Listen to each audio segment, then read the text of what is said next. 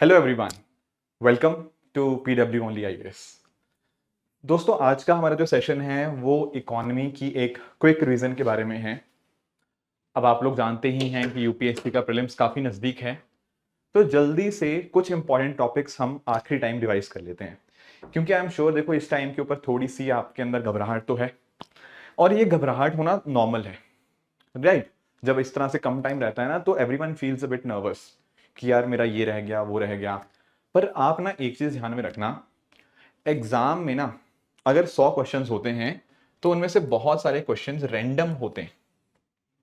कोई बहुत question tough पूछ लिया, मान लो यूपीएससी ने कभी मन किया, और पूछे भी हैं पास्ट के अंदर। खासकर मैं आपको एग्जांपल देता हूँ, 2023 का जो पेपर था, बहुत सारे क्वेश्चन इसमें मैं ऐसे मानता हूं जो काफी टफ थे, और ऑप्शंस भी काफी टफ फ्रेम किए गए थे 2023 के पेपर के अंदर। तो बिल्कुल पेपर टफ था, बट आप एक चीज ध्यान में रखिए, उस साल की कट ऑफ भी 75 समथिंग गई थी, है ना, 75 के आसपास गई थी। तो कहने का मेरा मतलब ये है कि अगर पेपर टफ हो जाए या कुछ टॉपिक्स ऐसे आ जाएं जो हमने कम पढ़े हुए हैं, उस केस में आपको बिल्कुल भी एग्जाम के टाइम घबराना नहीं है। आपको अपनी तैयारी पे भरोसा रखना है। आपको ये इंश्योर करना है कि जो क्वेश्चन आपने पढ़े हुए हैं उनको आप अच्छे से आंसर कर पाओ। आप एक बात नोटिस करो, अगर पेपर टफ होगा कट ऑफ नीचे आ जाएगी। तो अगर कोई रैंडम क्वेश्चन आते भी हैं, अजीबोगरीब क्वेश्चन आते भी हैं, कॉन्फिडेंटली आप अपने पेपर को सॉल्व करिए। बिल्कुल भी वहां पे घबराने की कोई बात नहीं है।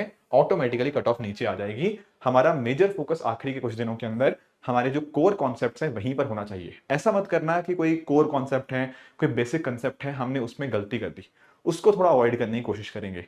तो कोशिश करते हैं आज के सेशन के अंदर कुछ टॉपिक्स रिवाइज करने की, ताकि थोड़ा सा हमें एग्जाम के कॉन्टेक्स्ट में थोड़ा और कॉन्फिडेंस आ पाए। बाकी दोस्तों, ये जो सेशन होगा इसकी जो पीडीएफ है ना, मैं आफ्टर द सेशन आप लोगों के साथ यहाँ पे टेलीग्राम पे शेयर कर दूंगा, तो यहाँ पर जाकर आप इसकी पीडीएफ को डाउनलोड कर सकते हैं।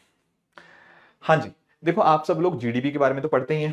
Everyone of you knows about GDP. जैसे अगर मैं एक्सपेंडिचर मेथड की बात करूँ ना, तो जीडीपी की बात क्या होती है? It is nothing but C plus I plus G plus N X, right. Consumption expenditure, investment expenditure, government expenditure and net exports. ये हमारा जीडीपी बाय एक्सपेंडिचर मेथड हमें देखने को मिलता है। पर ये तो सबने पढ़ा हुआ है ना। अब इसमें अगर आप नोटिस करेंगे ना, तो पिछले कुछ टाइम के अंदर ग्रीन जीडीपी का कॉन्सेप्ट काफी न्यूज में रहा। लास्ट ईयर ऐसा था जब हमें बहुत बार करंट अफेयर्स के अंदर ये जो टर्म है ग्रीन जीडीपी का, ये सुनने को मिला। अब पॉइंट ये आता है कि सर हम लोग जीडीपी तो सुनते ही रहते हैं, फिर ये ग्रीन जीडीपी क्या है? दोस्तों, जब मैं बात करता हूँ ना ग्रीन जीडीपी की, आपको ध्यान में रखना होगा कि जीडीपी जब हमने कैलकुलेट किया सी plus I plus G plus N x, हमारा ध्यान सिर्फ और सिर्फ इकोनॉमी के ऊपर था। हमने इन्वायरमेंट को वहां पर बिल्कुल एक तरह से नकार दिया, उसको यहाँ पे कंसिडर ही नहीं किया। बट जो आपका ग्रीन जीडीपी होता है ना, ग्रीन जीडीपी, यहां पर पता क्या होता है? ग्रीन जीडीपी निकालने के लिए सबसे पहले आप जीडीपी से शुरुआत करते हो, इसमें से आप कुछ चीजें माइनस करते हो। अब क्या माइनस करते हैं सर, क्या हटाया जाता है? पहली चीज, कितना आपने नेचुरल सोर्सेज को डिप्लीट किया। क्योंकि आप नोटिस करो ना, मैंने बताया इकोनॉमी के साथ साथ आपको इन्वायरमेंट का भी ध्यान रखना है। तो हमारे नेचुरल सोर्सेज का जो डिप्लीशन होता है, जैसे फॉर एग्जांपल आपने मिनरल्स एक्सट्रैक्ट किए, फॉसिल फ्यूल्स, टिम्बर, ये सब चीजें हम यहाँ से माइनस करेंगे। सिमिलरली इन्वायरमेंट डिग्रेडेशन जो हुआ, या क्लाइमेट चेंज का जो कॉस्ट हुआ, ये सारी चीजें आप जीडीपी में से हटाएंगे। जीडीपी में से ये सब चीजें हटाने के बाद जो वैल्यू आपके पास बनेगी, उसी को हम बोलते हैं क्या? Green GDP. And this is the thing that actually matters. क्यों? क्योंकि यहाँ पर ये हमारा इकोनॉमी और एनवायरनमेंट के बीच में एक कॉम्बिनेशन को दिखाती है, जिसको हम लोग सस्टेनेबल डेवलपमेंट के कॉन्सेप्ट से जानते हैं, राइट। तो जीडीपी तो हमें पता ही होना चाहिए, तीन मेथड हमें पता होने चाहिए। वैल्यूडेशन मेथड हो गया, एक्सपेंडिचर मेथड हमने यहाँ पे देखा, एंड आपका जो इनकम मेथड है। ये तीन तरह के आपको जीडीपी निकालने के आपको तरीके देखने को मिल जाते हैं, और ये कॉन्सेप्ट आपको ग्रीन जीडीपी का मैंने आपके साथ यहाँ पे डिस्कस किया। अब जब हम बात करते हैं इकोनॉमी की, तो इकोनॉमी में हम पढ़ते हैं सेक्टर्स ऑफ इकोनॉमी, राइट। अब हम सब लोगों ने डिस्कस करा ही हुआ है। जैसे एक तो होते हैं 4 फैक्टर्स ऑफ प्रोडक्शन, है ना। कौन से फैक्टर्स ऑफ प्रोडक्शन होते हैं? हमारा land, labour, capital and entrepreneur, right. And in सब चीज़ों के कॉन्टेक्स्ट में हमारी यहाँ पे फैक्टर इनकम भी होती है। जैसे लैंड के रिगार्डिंग हमारा रेंट हो गया, लेबर के रिगार्डिंग हमारी वेजेस हो जाएंगी, कैपिटल के कॉन्टेक्स्ट में हमारा इंटरेस्ट हो जाएगा, एंड एंटरप्रेन्योर कॉन्टेक्स्ट में हमारा प्रॉफिट देखने को मिल जाता है। पर अगर मैं बात करता हूँ आपके सेक्टर्स ऑफ इकोनॉमी की ना, तो these are some of the sectors जो इकोनॉमी के हमें देखने को मिलते हैं। प्राइमरीली तीन है, प्राइमरी, सेकेंडरी, टर्शरी, पर कई बार हम लोग क्वार्टरनरी और आपका क्विनरी सेक्टर भी यहाँ पे इसको डिनोट कर देते हैं। पास्ट में क्वेश्चन आ रखे हैं तो थोड़ा सा इसको भी हम समझ लेते हैं। कुछ एग्जांपल्स हमें डेफिनेटली यहाँ पे आइडिया होना चाहिए। जैसे अगर आप यहाँ पे अंडरस्टैंड करने की कोशिश करो, अगर हम बात करते हैं प्राइमरी सेक्टर की, तो नेचुरल रिसोर्सेज के साथ यहाँ पे डील करता है। आपने इसके एग्जाम्पल में मेजरली फोकस करना। जैसे एग्रीकल्चर की अगर मैं बात करूँ, जैसे फिशिंग हो गया, क्रॉप्स हो गया, एनिमल हस्बेंड्री, फॉरेस्ट्री, ये सब आपके प्राइमरी सेक्टर में आ जाएंगे। सिमिलरली अगर मैं बात करूं आपका माइनिंग एंड क्वेरिंग, ठीक है, जैसे मिनरल्स एक्सट्रैक्ट करना, ओर्स, नेचुरल रिसोर्सेज, ये सब भी आपका प्राइमरी सेक्टर का ही हिस्सा है। जब हम क्या कर रहे हैं, नेचुरल रिसोर्सेज और रॉ मटेरियल्स के साथ यहाँ पे डील कर रहे हैं, वो सारी एक्टिविटीज आपकी प्राइमरी सेक्टर में ही इंक्लूड होती हैं। सिमिलरली अगर मैं बात करूं सेकेंडरी सेक्टर की, तो यहां पर हमने क्या किया, रॉ मटेरियल्स को फिनिश गुड्स के अंदर हमने यहां पर प्रोसेस किया। रॉ मटेरियल्स थे, उनको आगे फिनिश गुड्स के अंदर कन्वर्ट करना, वो आपका सेकेंडरी सेक्टर का हिस्सा हो जाता है। जैसे manufacturing, very very important point. जैसे आप गुड्स को बनाते हो रॉ मटेरियल से, जैसे टेक्सटाइल्स, ऑटोमोबाइल्स, मशीनरी, ये सब चीजें हैं। एंड आप लोग मैन्युफैक्चरिंग के बारे में ध्यान भी रखेंगे कि पिछले 10 साल के अंदर हमारा जो मैन्युफैक्चरिंग का कॉन्ट्रीब्यूशन रहा है ना, वो लगभग 15 से 17% ऑफ जीडीपी रहा है। Right, this is the contribution of manufacturing. Right, तो अगर कोई आपसे पूछे ना कि मैन्युफैक्चरिंग का कंट्रीब्यूशन क्या कम हो रहा है या बढ़ रहा है, द आंसर इज कि भाई ये स्टैग्नेंट ही है। पिछले 10 साल में ना ये बहुत ही एक सर्टेन रेंज में ही घूमे जा रहा है, स्टैग्नेंट हो गया, बढ़ ही नहीं रहा। हमारी कोशिश बहुत है कि हम इस मैन्युफैक्चरिंग का कंट्रीब्यूशन टू जीडीपी हमारा 25% तक हम इसको लेके जाएं, पर मैन्युफैक्चरिंग बहुत ही स्टैग्नेंट हो चुका है, 15, 16, 17% के आसपास। अभी करंटली 17% के आसपास हमें देखने को मिलता है। और इंपॉर्टेंट भी है देखो मैन्युफैक्चरिंग सेक्टर, क्योंकि यहीं से हमारी सबसे ज्यादा जॉब्स जो हैं वो निकल सकती हैं। एग्रीकल्चर में तो है ही है, आई कंप्लीटली अग्री कि एग्रीकल्चर में हमारी डिपेंडेंसी काफी ज्यादा है। लगभग 44% लोग जो हैं वो हमारा एग्रीकल्चर पे डिपेंडेंट है। पर जो हाईएस्ट इंप्लॉयमेंट इलास्टिसिटी हमें देखने को मिलती है ना, that is context of manufacturing. Lastly अगर मैं बात करूं कंस्ट्रक्शन की, तो जैसे फॉर एग्जांपल आपका इंफ्रास्ट्रक्चर डेवलपमेंट हो गया, बिल्डिंग्स हो गया, ये सब आपके कंस्ट्रक्शन सेक्टर में हमें देखने को मिल जाएगा अंडर द सेकेंडरी सेक्टर। इसके अलावा दोस्तों मैं बात करूं, यहां पर आपका टर्शरी सेक्टर है, इसको हम लोग सर्विस सेक्टर के नाम से भी कई बार जानते हैं। एंड इसमें हम क्या कर सकते हैं, हमारी सर्विसेज, फॉर एग्जांपल जैसे आपका हेल्थ केयर, एजुकेशन, ये सर्विसेज हैं। सिमिलरली अगर मैं बात करूं hospitality, finance, transportation, right, communication, storage, trade, infra, IT जो है, इंफॉर्मेशन एंड कम्युनिकेशन टेक्नोलॉजी, ये सब चीजें हमारी टर्शरी सेक्टर कॉन्टेक्स्ट में हमें कुछ एग्जांपल देखने को मिल जाएंगे। अब मेजरली तो तीन ही सेक्टर्स हैं, पर कई बार हम टर्शरी सेक्टर में और भी कुछ स्पेशलिस्ट चीजों को हम यहाँ पे अलग से डिनोट कर सकते हैं। फॉर एग्जाम्पल अगर मैं बात करूं दोस्तों क्वार्टरनरी सेक्टर की, तो क्वार्टरनरी सेक्टर किस चीज के साथ डील करता है, ये डील करता है हमारे रिसर्च एंड डेवलपमेंट, हमारी जो रिसर्च एंड डेवलपमेंट जो R&D होती है उसके साथ डील करता है। फाइनेंशियल कंसल्टेंसी उनके साथ हो गया, आपकी आईटी सर्विसेज, ये सब चीजें जो होंगी वो कहीं ना कहीं क्वार्टरनरी सेक्टर के अंदर आप डिनोट कर सकते हो। इन अ सिमिलर मैनर अगर मैं बात करता हूं क्विनरी सेक्टर की, क्विनरी सेक्टर बहुत ध्यान से अंडरस्टैंड करना। क्विनरी सेक्टर हमारा, जैसे हमारे कंपनीज के चीफ एग्जीक्यूटिव ऑफिसर्स होते हैं, टॉप एग्जीक्यूटिव्स हो गया, जो कहीं ना कहीं सबसे हाईएस्ट लेवल के ऊपर डिसीजन मेकिंग करी जाती है, टॉप मोस्ट ऑफिशियल्स, उनको हम लोग क्विनरी सेक्टर के अंदर इंक्लूड कर लेते हैं। है ये एक तरह से टर्शरी सेक्टर का हिस्सा, पर जब हम बात करते हैं इन सब की तो क्विनरी सेक्टर। एंड अगर हम बात करते हैं R&D एंड बाकी सब चीजों की, ये हमारा क्वार्टरनरी सेक्टर हम यहाँ पे इसको बोल सकते हैं। तो ये तो हमने टाइप्स ऑफ सेक्टर्स के बारे में बात कर लिया, पर there are other ways also of actually classifying और denoting things as real sector and financial sector. अब इन दोनों का क्या मतलब, रियल सेक्टर और फाइनेंशियल सेक्टर का? देखो रियल सेक्टर क्या होता है ना, अब ध्यान में रखना, कोई ऐसी चीज जो गुड्स एंड सर्विस का प्रोडक्शन हो रहा है, ठीक है, ऐसा सेक्टर या ऐसी चीजें जो कहीं ना कहीं कुछ वस्तुएं कुछ सर्विसेज को प्रोड्यूस कर रही हैं, वो सारी एक्टिविटीज आपकी रियल सेक्टर के अंतर्गत आएंगी। फॉर एग्जाम्पल कोई एग्रीकल्चर रिगार्डिंग एक्टिविटी हो गया, इंडस्ट्रीज के रिगार्डिंग एक्टिविटी, सर्विसेज के रिगार्डिंग, जो डायरेक्टली गुड्स या सर्विसेज को प्रोड्यूस करेंगी, वो हमारा रियल सेक्टर का हिस्सा बनेंगी। फाइनेंशियल सेक्टर फिर क्या होगा, यहां पर देखो production of goods and services नहीं होगा, बट गुड्स एंड सर्विस के प्रोडक्शन में उनकी मदद जरूर होगी। जैसे फॉर एग्जांपल हमें ये सब चीजें करनी ना, एग्रीकल्चर इंडस्ट्रियल सर्विसेज, ये ऐसे थोड़ी हो पाएंगे, इसके लिए फाइनेंशियल चीजें चाहिए, तो वो सब चीजें आपकी फाइनेंशियल सेक्टर के अंतर्गत आती हैं। तो ये सपोर्ट करती हैं, it just acts as a support system to the real sector. Production कहाँ पे होगा? आपके रियल सेक्टर के अंदर, पर उसके मदद वाली जो आपकी फाइनेंशियल सर्विसेज है या फाइनेंशियल ट्रांजेक्शन्स हैं, उनको हम लोग कहाँ पे डिनोट करते हैं? Under the financial sector. Clear हुई ये बात? आई होप यहां तक आपको सारी बातें क्लियर होंगी। बाकी आपके जो बेसिक कंसेप्ट जब हम पढ़ते हैं, तो आप सब लोगों ने प्रोडक्टिविटी का और कोर आईकोर का कंसेप्ट बिल्कुल डिस्कस किया होगा। जैसे अगर मैं बात करूं प्रोडक्टिविटी, प्रोडक्टिविटी का मतलब क्या होता है? प्रोडक्टिविटी का अर्थ बहुत सिंपल सा है, आपने टोटल कितना इनपुट दिया एंड उसके बदले में आपको टोटल कितना आउटपुट मिला, ये क्या है? This is what? This is productivity. अब जितनी प्रोडक्टिविटी ज्यादा उतनी ही अच्छी बात। कैसे? क्योंकि आप नोटिस करो ना, अगर प्रोडक्टिविटी ज्यादा है इसका मतलब क्या है?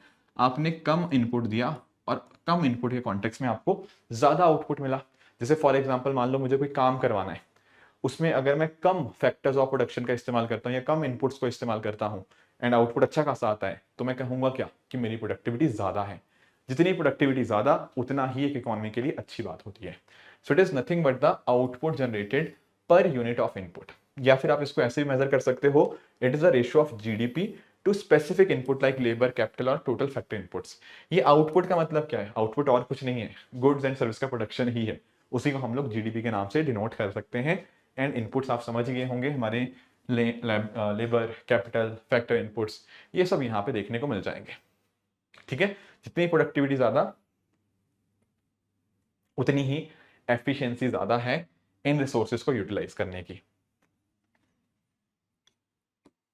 ठीक है, लेबर प्रोडक्टिविटी होगी तो लेबर आवर्स, कैपिटल प्रोडक्टिविटी होगी तो कैपिटल आवर्स या कैपिटल स्टॉक आप देख लेंगे, एंड टोटल प्रोडक्टिविटी में क्या होगा, बाकी सारे फैक्टर इनपुट्स भी आप यहाँ पे कंसिडर कर लेते हो। अब एक तो यहाँ पे कॉन्सेप्ट आ गया आपका प्रोडक्टिविटी का। इसी तरह से एक और कॉन्सेप्ट आता है जिसको हम लोग कॉर या आईकोर के नाम से जानते हैं। What is COR? Capital output ratio. अब एक तरह से आप कह सकते हो कि ये ना प्रोडक्टिविटी के उल्टा कॉन्सेप्ट है। प्रोडक्टिविटी में क्या था? जितनी प्रोडक्टिविटी ज्यादा उतनी ही ज्यादा एफिशिएंसी। कॉर में हम क्या देखते हैं कि कितना कैपिटल चाहिए in order to generate 1 unit of output. ठीक है, अगर मान लीजिए आपका आउटपुट 1 है, ठीक है, 1 यूनिट ऑफ आउटपुट आप जनरेट करते हो, तो आपको कितनी कैपिटल चाहिए होती है उतना आउटपुट जनरेट करने के लिए, उसको बोलते हैं कॉल। अब इसमें आप नोटिस करना, जितना कम कैपिटल चाहिए होगा इन ऑर्डर टू इंश्योर आपका 1 यूनिट आउटपुट के लिए, उतना ही कॉर कम होगा। अब आप नोटिस करो, मैं कह रहा हूं कम कैपिटल चाहिए in order to increase output by 1 unit, तो उतना ही अच्छी बात है। तो यानी कि कहने का अंतर यह है कि जितना कॉर अच्छा होगा उतनी ही इकोनॉमी के लिए ज्यादा बेनिफिशियल है। ठीक है, इंडिया में one of the major issues is कि भारत में कॉर हमें ज्यादा देखने को मिलता है, तो ज्यादा COR is a bad indication for the economy. ये बात ध्यान में रखेंगे, अगर कॉर कम हुआ, कैपेसिटी यूटिलाइजेशन के अंदर ये दिखाता है कि एफिशिएंसी अच्छी खासी है। कम कैपिटल का इस्तेमाल होगा in order to produce same unit of output. तो कॉर का फॉर्मूला आप यहां पे नोटिस कर सकते हो, it is nothing but capital stock by GDP. अब जैसे कॉर होता है उसी तरह से आपको आई कॉर भी देखने को मिल जाएगा। आई कॉर का मतलब और कुछ नहीं, ये आपका इंक्रीमेंटल कॉर ही है। This is nothing but incremental COR. जैसे पिछले वाले में देखा था ना कि कितना कैपिटल चाहिए to generate 1 unit of output, यहां पे क्या होगा, यहां पर आप चेंज की बात करोगे, डेल्टा का मतलब है चेंज, कितना चेंज करोगे आप कैपिटल स्टॉक को, right, to bring delta change, delta GDP कह लो, डेल्टा आउटपुट कह लो, बस। तो कहने का मतलब जब वर्ड इंक्रीमेंटल आ गया ना, तो इंक्रीमेंटल का मतलब होता है एक्स्ट्रा, कितना एक्स्ट्रा, ठीक है, कितना एक्स्ट्रा आपको कैपिटल चाहिए होगा उसको जनरेट करने के लिए, तो दैट इज आई कॉर। ठीक है, सेम वही कॉन्सेप्ट, कॉर कम होगा उतना ही इकोनॉमी के लिए अच्छी बात, आई कॉर कम होगा उतना ही इकोनॉमी के लिए अच्छी बात। ठीक है, तो कॉर आई कॉर कम होना इकोनॉमी के लिए अच्छा माना जाता है। चलो ये बात तो क्लियर हो गई। अब कुछ थोड़ा सा ना बैंकिंग में कुछ मैं आपको कॉन्सेप्ट डिस्कस कर देता हूँ। कुछ ऐसे कॉन्सेप्ट भी हैं जो कहीं ना कहीं करंट अफेयर्स में रहे हैं, तो उनको हम थोड़ा अंडरस्टैंड करने की कोशिश करेंगे। जैसे मैं थोड़ा आपको यूपीआई के बारे में बताऊंगा क्योंकि यूपीआई न्यूज में रहा है, पर उसको अंडरस्टैंड करने के लिए पहले हम थोड़ा सा एनपीसीआई के बारे में पढ़ लेते हैं। National payment corporation of India, NPCI. बहुत बार यूपीएससी ने क्वेश्चन पूछा हुआ है एनपीसीआई, उसके जो अलग अलग काम हैं उनके रिगार्डिंग। तो दरअसल में एनपीसीआई को 2008 में स्टैब्लिश किया गया था ताकि हमारा जो रिटेल पेमेंट सिस्टम है हम उसको इंडिया में बेहतर कर पाए। ध्यान में रखिएगा, आरबीआई को सॉरी एनपीसीआई को रेगुलेट किया जाता है by Reserve Bank of India, and इसको बनाने के लिए आरबीआई और इंडियन बैंक एसोसिएशन इनके द्वारा यहां पर इसको बनाया गया था। इसके जो हेडक्वार्टर्स है वो आपको मुंबई महाराष्ट्र में देखने को मिल जाएंगे, एंड पर्पस यही है कि हम इस तरह का एक प्रॉपर डिजिटल पेमेंट सिस्टम यहाँ पे बना पाए ताकि उसके माध्यम से secure, seamless and real time transaction हम यहाँ पे कर पाए। जैसे यूपीआई जो है, यूपीआई इसका मतलब यही तो है कि किस तरह से आप आराम से ट्रांजैक्शन कर सकते हो। तो पॉइंट ये आता है कि क्या सिर्फ एनपीसीआई यूपीआई ही बनाया है? नो, एनपीसीआई ने बहुत सारी चीजें बनाई हैं। मैं आपको कुछ एग्जांपल देता हूँ। जैसे आप यहाँ पे नोटिस कर पाओगे ये सारे एग्जांपल्स हैं, ये हम जो मेजर पेमेंट सिस्टम आपके एनपीसीआई प्रोवाइड करता है। यूपीआई हम सब लोग इस्तेमाल करते हैं। यूपीआई एक तरह का इंफ्रास्ट्रक्चर है। इस इंफ्रास्ट्रक्चर के बेसिस के ऊपर अलग अलग तरह की आपकी एप्स डिजाइंड है, राइट, एंड उनका इस्तेमाल करके हम यहाँ पर चीज़ों का इस्तेमाल करते हैं। जैसे आपने फोन पे, गूगल पे, वो सब पीछे का जो इंफ्रास्ट्रक्चर है वो आपका एनपीसीआई ने जो यूपीआई बनाया है वही है। भीम ऐप आपने देखी होगी, ठीक है, भारत इंटरफेस फॉर मनी, ये एक ऐप बनाई गई थी इनके द्वारा ही ताकि इसमें वॉलेट का मतलब पैसा वॉलेट में रखना जरूरी नहीं है, तो सरकार के द्वारा या रदर इशूड से एनपीसीआई के द्वारा इसको बनाया गया था। फिर आपका आईएमपीएस हो गया, इमीडिएट पेमेंट सिस्टम हो गया या सर्विस हो गया। आपका फास्टैग, ठीक है, नेशनल इलेक्ट्रॉनिक टोल कलेक्शन, वो भी आपका एनपीसीआई का ही है। उसके अलावा अगर मैं बात करूं, आधार इनेबल्ड पेमेंट सिस्टम हो गया। आपका जो रुपए कार्ड हमें देखने को मिलता है वो भी आपका एनपीसीआई का प्रोडक्ट है। फिर नेशनल ऑटोमेटेड क्लियरिंग हाउस, कई बार ऐसा होता है ना कि हमें बहुत सारे आपके बल्क ट्रांजेक्शंस करने होते हैं या रेगुलर पेमेंट्स करनी होती हैं, सैलरीज वगैरह देनी होती हैं, उनके लिए जो चीज़ इस्तेमाल होती है that is national automated clearing house, ये भी एनपीसीआई का ही प्रोडक्ट है। भारत बिल पेमेंट सिस्टम, ठीक है ना। इसके अलावा अगर आपने जैसे एनएफएस सुना होगा, नेशनल फाइनेंशियल स्विच,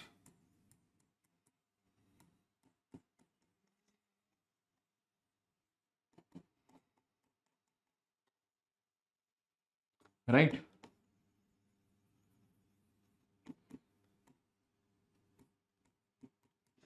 आपके देश भर के एटीएम्स को जो कनेक्ट करता है, नेशनल फाइनेंशियल स्विच, ये भी दरअसल में एनपीसीआई का ही आपको प्रोडक्ट देखने को मिल जाता है।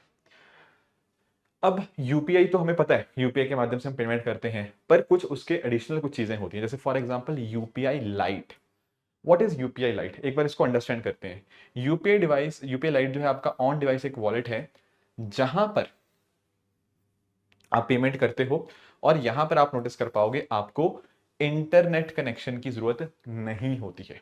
तो छोटे वैल्यू के आप ट्रांजैक्शंस कर सकते हो बिना इंटरनेट कनेक्शन के, ठीक है ना, वो होता है आपका यहाँ पे। प्लस जो लो वैल्यू ट्रांजैक्शन है उनको आप बिना यूपीआई पिन के आप यहाँ पे भेज पाओगे। जैसे फॉर एग्जांपल पहले ये 500 रुपया पहले, ठीक है, ये आपको पुरानी लिमिट याद नहीं रखनी, आपको नई लिमिट याद रखनी है।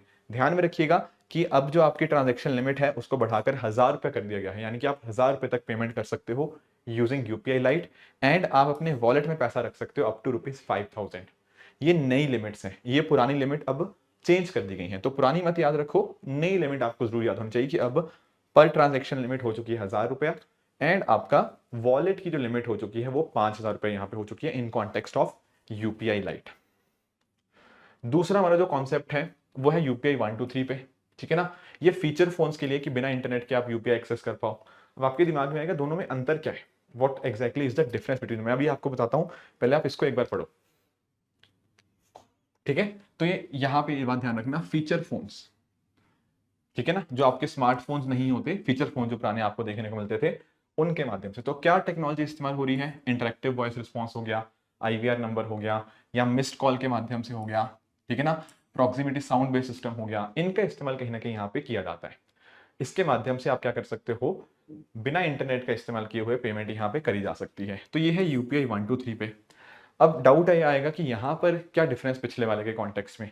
देखो पिछले वाले से फर्क यहाँ पे यही है कि यूपीआई लाइट की जब हम बात करते थे ना, तो यहाँ पर आप नोटिस कर पाओगे आपको पिन एंटर करने की जरूरत नहीं होती है। इसका मेन काम ये है, जैसे फॉर एग्जांपल आप स्मार्टफोन का इस्तेमाल कर रहे हो तो आप बिना पिन का डाले हुए आप यहाँ पे पेमेंट कर सकते हो।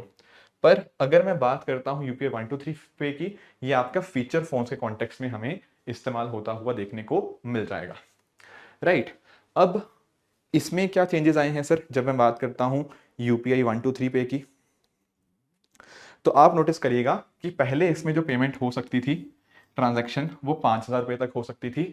अभी इसको यहां पे चेंज करके 10,000 रुपए,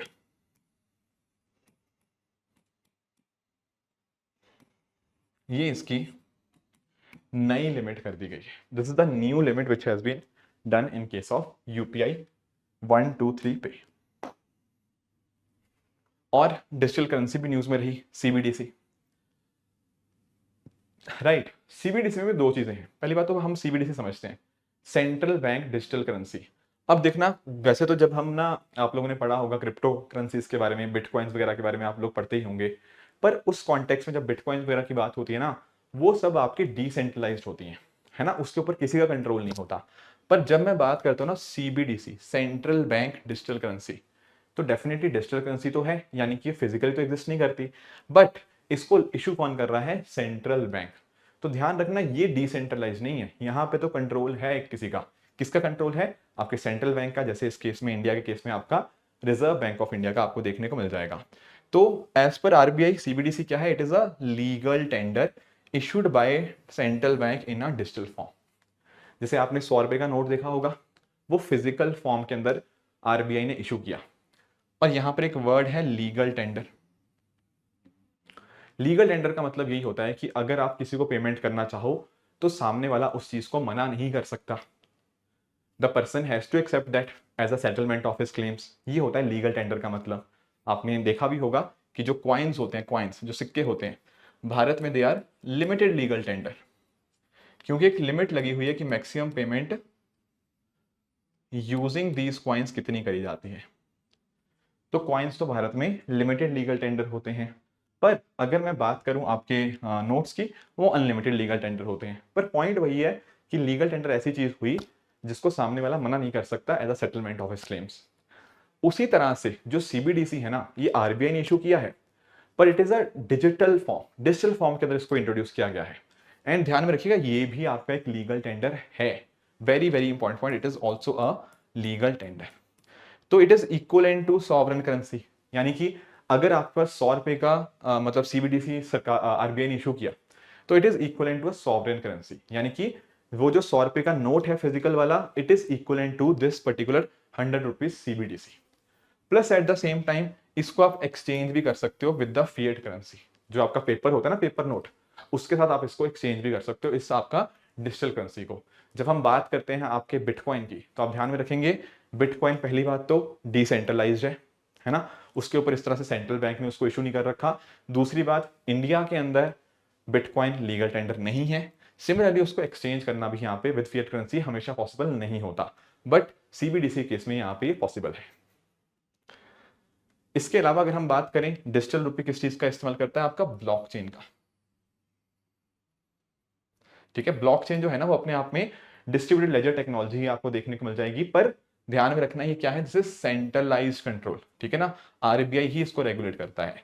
क्रिप्टो करेंसी क्या थी, वो डिसेंट्रलाइज्ड लेजर्स पे काम करती है ब्लॉकचेन के ऊपर बेस्ड ही, है ना, है ब्लॉकचेन के ऊपर बेस्ड ही, पर कंट्रोल यहाँ पे आपके रिजर्व बैंक ऑफ इंडिया का है। बाकी अगर हम बात करें ना, यहां पर आरबीआई के पास कैसे पावर आई टू इशू डिजिटल करेंसी, इसके लिए हमारा जो फाइनेंस एक्ट 2022 था, उसने अमेंड किया आरबीआई एक्ट 1934 को। उसके अमेंडमेंट के बाद हम यहां पर आरबीआई के पास पावर आती है कि वो डिजिटल करेंसी को यहां पे इशू कर पाए। ठीक है, अब नोटिस करना, सीबीडीसी भी आपकी दो तरह की है, एक तो है सीबीडीसी रिटेल और एक है सीबीडीसी होलसेल। अब आप समझ ही गए होंगे इसके नाम से, रिटेल और होलसेल से। रिटेल मतलब जो कहीं ना कहीं हम लोग, ठीक है, जो लोग हैं वो डिजिटल ट्रांजैक्शन के लिए, इनका एवरीडे ट्रांजैक्शन के लिए इसका इस्तेमाल कर सकते हैं, राइट। अभी यहाँ पे आप नोटिस कर पाओगे कुछ स्पेसिफिक एरियाज के अंदर ही आप इसको इस्तेमाल कर पाओगे। तो एक तरह का ई रूपी जो है, ठीक है, या डिजिटल टोकन, उसको लीगल टेंडर की तरह है, ठीक है। बाकी ठीक है, आप नोटिस कर पाओगे जो सीबीडीसी होलसेल है, ये आपके फाइनेंशियल इंस्टीट्यूशन जैसे आपका बैंक्स, आपके एनबीएफसी, सिर्फ वही इसको इस्तेमाल कर पाएंगे। ये होलसेल वाली चीज़ है ना, और रिटेल आपका जो लोग आपके इस तरह से इस्तेमाल कर पाएंगे। तो अलग अलग तरह की सेकेंडरी ट्रांजेक्शंस के लिए इसको इस्तेमाल किया जा सकता है। जैसे फॉर एग्जांपल गवर्नमेंट सिक्योरिटीज, इनको खरीदने बेचने के लिए, उनके ट्रांजैक्शन को सेटल करने के लिए सीबीडीसी होलसेल का यहाँ पे इस्तेमाल किया जा पाएगा। तो आप अंडरस्टैंड कर सकते हो कि इस तरह से आरबीआई ने प्रपोज क्या किया है कि हम इंश्योर ये करेंगे जो सीबीडीसी रिटेल है ना, वो अलग अलग लोगों तक यहाँ पे इस तरह से पहुंच पाए। That is the focus of reserve Bank of India. ठीक है, अगले कॉन्सेप्ट पे आते हैं। थोड़ा सा हम लोग को पीएसएल, प्रायोरिटी सेक्टर लेंडिंग को अंडरस्टैंड करने की कोशिश करते हैं। अब आप लोग जानते होंगे कि जो प्रायोरिटी सेक्टर है, पहली बात तो बताओ ये प्रायोरिटी सेक्टर गाइडलाइंस कहाँ पे आती हैं? Is it a quantitative tool या क्वालिटेटिव टूल? देखो, जब मैं बात करता हूँ ना क्वांटिटेटिव टूल्स की, आरबीआई के पास बहुत सारे अलग अलग तरह के क्वांटिटेटिव टूल्स हैं। जैसे आपने नोटिस किया होगा आपका सीआरआर, एसएलआर, रेपो रेट, जो भी लिक्विडिटी एडजस्टमेंट फैसिलिटी के अंतर्गत आते हैं, स्टैंडिंग डिपॉजिट फैसिलिटी हो गया, इसके अलावा आपका ओएमओ हो गया, ये सारे आपके क्वांटिटेटिव टूल्स हैं। पर अगर मैं बात करता हूँ क्वालिटेटिव टूल्स की,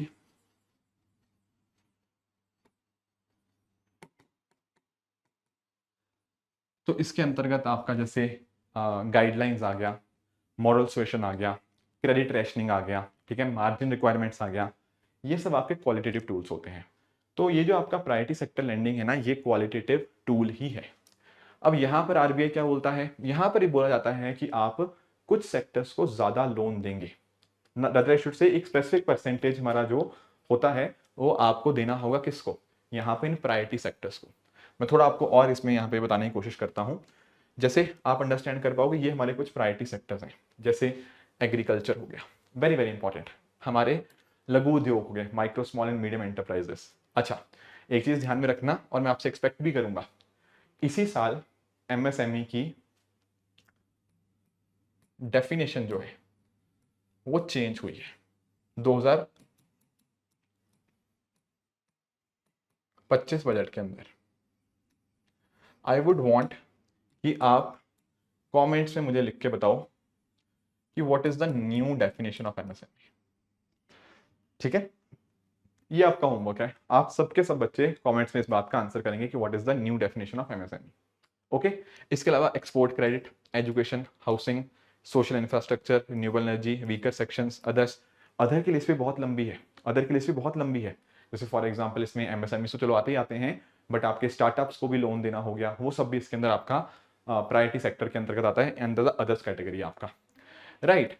अब ये बात तो चलो हमें पता थी। अब आपको पता हुई ये होना चाहिए कि बैंकों को भी यहाँ पे टारगेट्स हैं। जैसे फॉर एग्जांपल अगर आपके डोमेस्टिक शेड्यूल्ड कमर्शियल बैंक्स हैं या आपके फॉरेन बैंक्स हैं जिनकी 20 ब्रांचेस हैं, उनको 40% देना पड़ता है of ANBC to this priority sector. इतना लोन उनको देना ही पड़ेगा। अगर foreign bank less than 20 branches हैं, उनको भी 40% ही देना है। बस उनमें ना जो फर्दर सब क्लासिफिकेशन है थोड़ी सी डिफरेंट है। जैसे फॉर एग्जांपल ये 40% को देना है, पर उसमें मैक्सिमम पोर्शन या 32% उसका मतलब टोटल का वो एक्सपोर्ट्स में दे सकते हैं। ठीक है, 40% में से मतलब ये जो आपका 32% है वो एक्सपोर्ट में दिया जा सकता है। इसमें थोड़ा अंदर सब क्लासिफिकेशन अलग है, ठीक है ना। मतलब बाहर 40% ही देना है, पर 40% में से कितना देना है, कौन से सेक्टर्स को, जैसे छोटे किसानों को कितना देना है, वो अंदर की क्लासिफिकेशन दोनों में अलग देखने को मिल जाएगी। RRB and small finance banks के लिए ये 75% है, और आपके जो प्राइमरी अर्बन कोऑपरेटिव बैंक है, ठीक है ना, इनके लिए 40% था, पर इनको बोला गया है कि आप धीरे धीरे करके 75% इसको इंक्रीज करें। ठीक है, तो धीरे धीरे करके इसको इंक्रीज करवाया जा रहा है, एंड हम 75% इसको करवा रहे हैं इन अ फेज्ड मैनर, राइट। तो 75% आप इसका भी कह सकते हो प्राइमरी अर्बन कोऑपरेटिव बैंक्स का। ये बात तो चलो ठीक हुई, बट आपको ध्यान पता क्या रखना है कि यहां पर ना हमने कुछ बदलाव किए हैं। पहले तो पीएसएल का पढ़ना तो पढ़ लो।